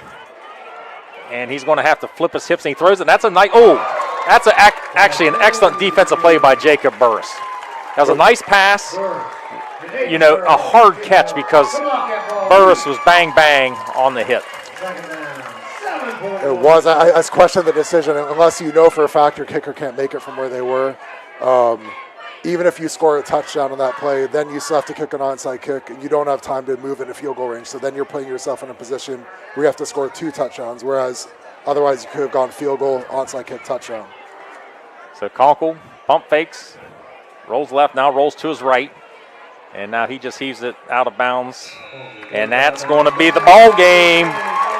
So the Meadowbrook Colts go to 4-3 with a win over the Coshocton Redskins, who fall to 0-7. Meadowbrook wins this game 36-27 over Coshocton. We're going to take a little bit of break and figure out a couple statistics here, our +1 player of the game, and pay homage to our great sponsors on tonight's YRP TV game. So you are watching MBL football on YRP TV. At People's Bank, we're more than just a bank. As a community bank, we are committed to where we work and live, giving back to the organizations you care about through sponsorships, donations, and volunteer hours. When you bank with People's, you're not just a client, you're part of a community of neighbors helping neighbors. People's Bank, working together, building success. Member FDIC. Visit us at pebo.com. Fall means cooler temperatures and the changing of the seasons. The Rogers Company is ready with all heating services. They install furnaces, geothermal, ductless systems for both residential and commercial. They provide repairs and maintenance to all makes and models. On the commercial side, they're the area's refrigeration company. Put the Rogers Company team to work for you. Call 740-685-8677. The Rogers Company says, go Colts! Stoney's RV Center is the place that makes buying a new RV easy. Ask about their on-site financing with very affordable payments, and they make on-site camper service calls to the area campgrounds. Stoney's RV also carries cargo trailers, car haulers, horse and stock trailers, and open utility trailers. They install hitch systems and fill propane tanks too. Stoney's RV Center, the place that takes camping to the next level, and a proud sponsor of our area high school sports teams.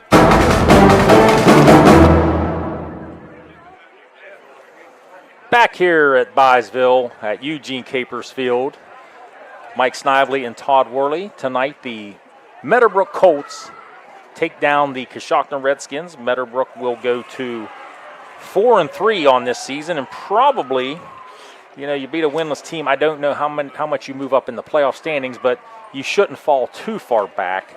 But they will certainly still be easily in playoff contention, as you got to finish in the top 16 in each region. So they came in 14th. So, as I said, the Redskins fall to 0-7. That probably diminishes their playoff chances this year. So let's have a quick account of what happened tonight. There was no scoring in the first quarter. Then in the second quarter, Logan Wentz caught a 78-yard touchdown pass from Colton Conkle. That made it 7-0. Meadowbrook comes back with a Bentley Seedor 42-yard pass from Justice Huey. That in the PAT was good. That makes it 7-7. The ensuing kickoff, Cohen Phillips catches the ball and goes 77 yards on the kickoff return. The point after touchdown by Cooper George was good. 14-7 Coshocton at that point. Not done yet in the second quarter. JT Newell had a 3-yard touchdown run, but the point after was blocked, and that made it 20-7. And Jacob Burris then had a 10-yard for Meadowbrook, had a 10-yard catch from Justice Huey, and the PAT was blocked. 20-13 at half, Coshocton led by 7. Then in the third quarter, Braden Black with a 3-yard touchdown run, and in a crucial 2-point conversion after an offsides call on the extra point, Braden Black ran it in from 1.5 to make it 21-20, and that was a big part of the game right there in the third quarter. Colts led by 1 after 3. In the fourth quarter, Braden Black with another 3-yard touchdown run and another 2-point conversion. This time it was Bentley Seedor catching a 2-point conversion from Justice Huey. That made it 29-20. Then an 18-yard pass by Colton Conkle to Cohen Phillips, and the Cooper George PAT was good. That made it 29-27, and then Meadowbrook wrapped it up with a 53-yard touchdown pass from Justice Huey to Bentley Seedor, and Haley Arnold kicked the point after touchdown to make it a final score of 36-27. Any final thoughts, Todd? So a win's a win, especially this time of the year, and they're coming in against an 0-6 team. For Meadowbrook, it was frustrating to be down 20-7 at one point, but then you in the first half. But then you like the fact that there wasn't any panic there. They kept playing. They kept playing the next play. Were able to slowly but surely claw their way back into it, take the lead, and pull away late in the game. And there are a lot of good signs, but then this is one of those, from a coaching standpoint, I think one of those quality wins from the standpoint of it's good to win, but it's also good and have a lot of bright spots, but also have a lot of things that you can work on. And there were plenty of things that need to be worked on, because Meadowbrook obviously hopes to make the playoffs, and not just make it, but to make a run in the playoffs. And if you hope to do that, you have to clean up a lot of things that happened tonight. But still, again, to get a win against a team that's had success against you recently and in history and historically, it's always good to get the win. Well, hey, great analysis tonight, Todd. It was great working with you for the first time, and maybe we'll get to do it again. I really appreciate it. I could bounce ideas off of you, football, any sports-wise, anytime. But we'll have to do this again. I had a lot of fun. We do have one more thing we have to talk to. Well, let me do one more thing. Let's look at the schedule. So next week, Meadowbrook will go to New Lexington. Actually, I will be on that game. I believe we are radio only, and that's always a tough place to play. New Lex 5-1 entering tonight. Not sure who they had tonight, but New Lex is always a tough place to travel down to and win. And also, Coshocton will be at home against the Ceramics next week of Crooksville. So Meadowbrook at New Lex next week, Coshocton at home versus Crooksville. But we do have one more item of business to take care of, and that will be the +1 player of the game. And tonight we're going to give the +1 player of the game to Landon Kuhn, who had a terrific game offensively and defensively for the Colts. And I thought he showed some physicality, he showed some versatility, and I want to congratulate Landon Kuhn on his free pizza from +1, and I will get that award to him as soon as I can get that to him. So I think the Meadowbrook Band tonight's going to do their lights out show, Todd. The lights are going to go out, and you're going to see a lot of glowing band members out there. So hopefully we can find our car as we go. So for Todd Worley, I'm Mike Snively. We had fun tonight. Final score from Byesville, Meadowbrook 36, Coshocton 27. Good night, everybody. Have a great weekend.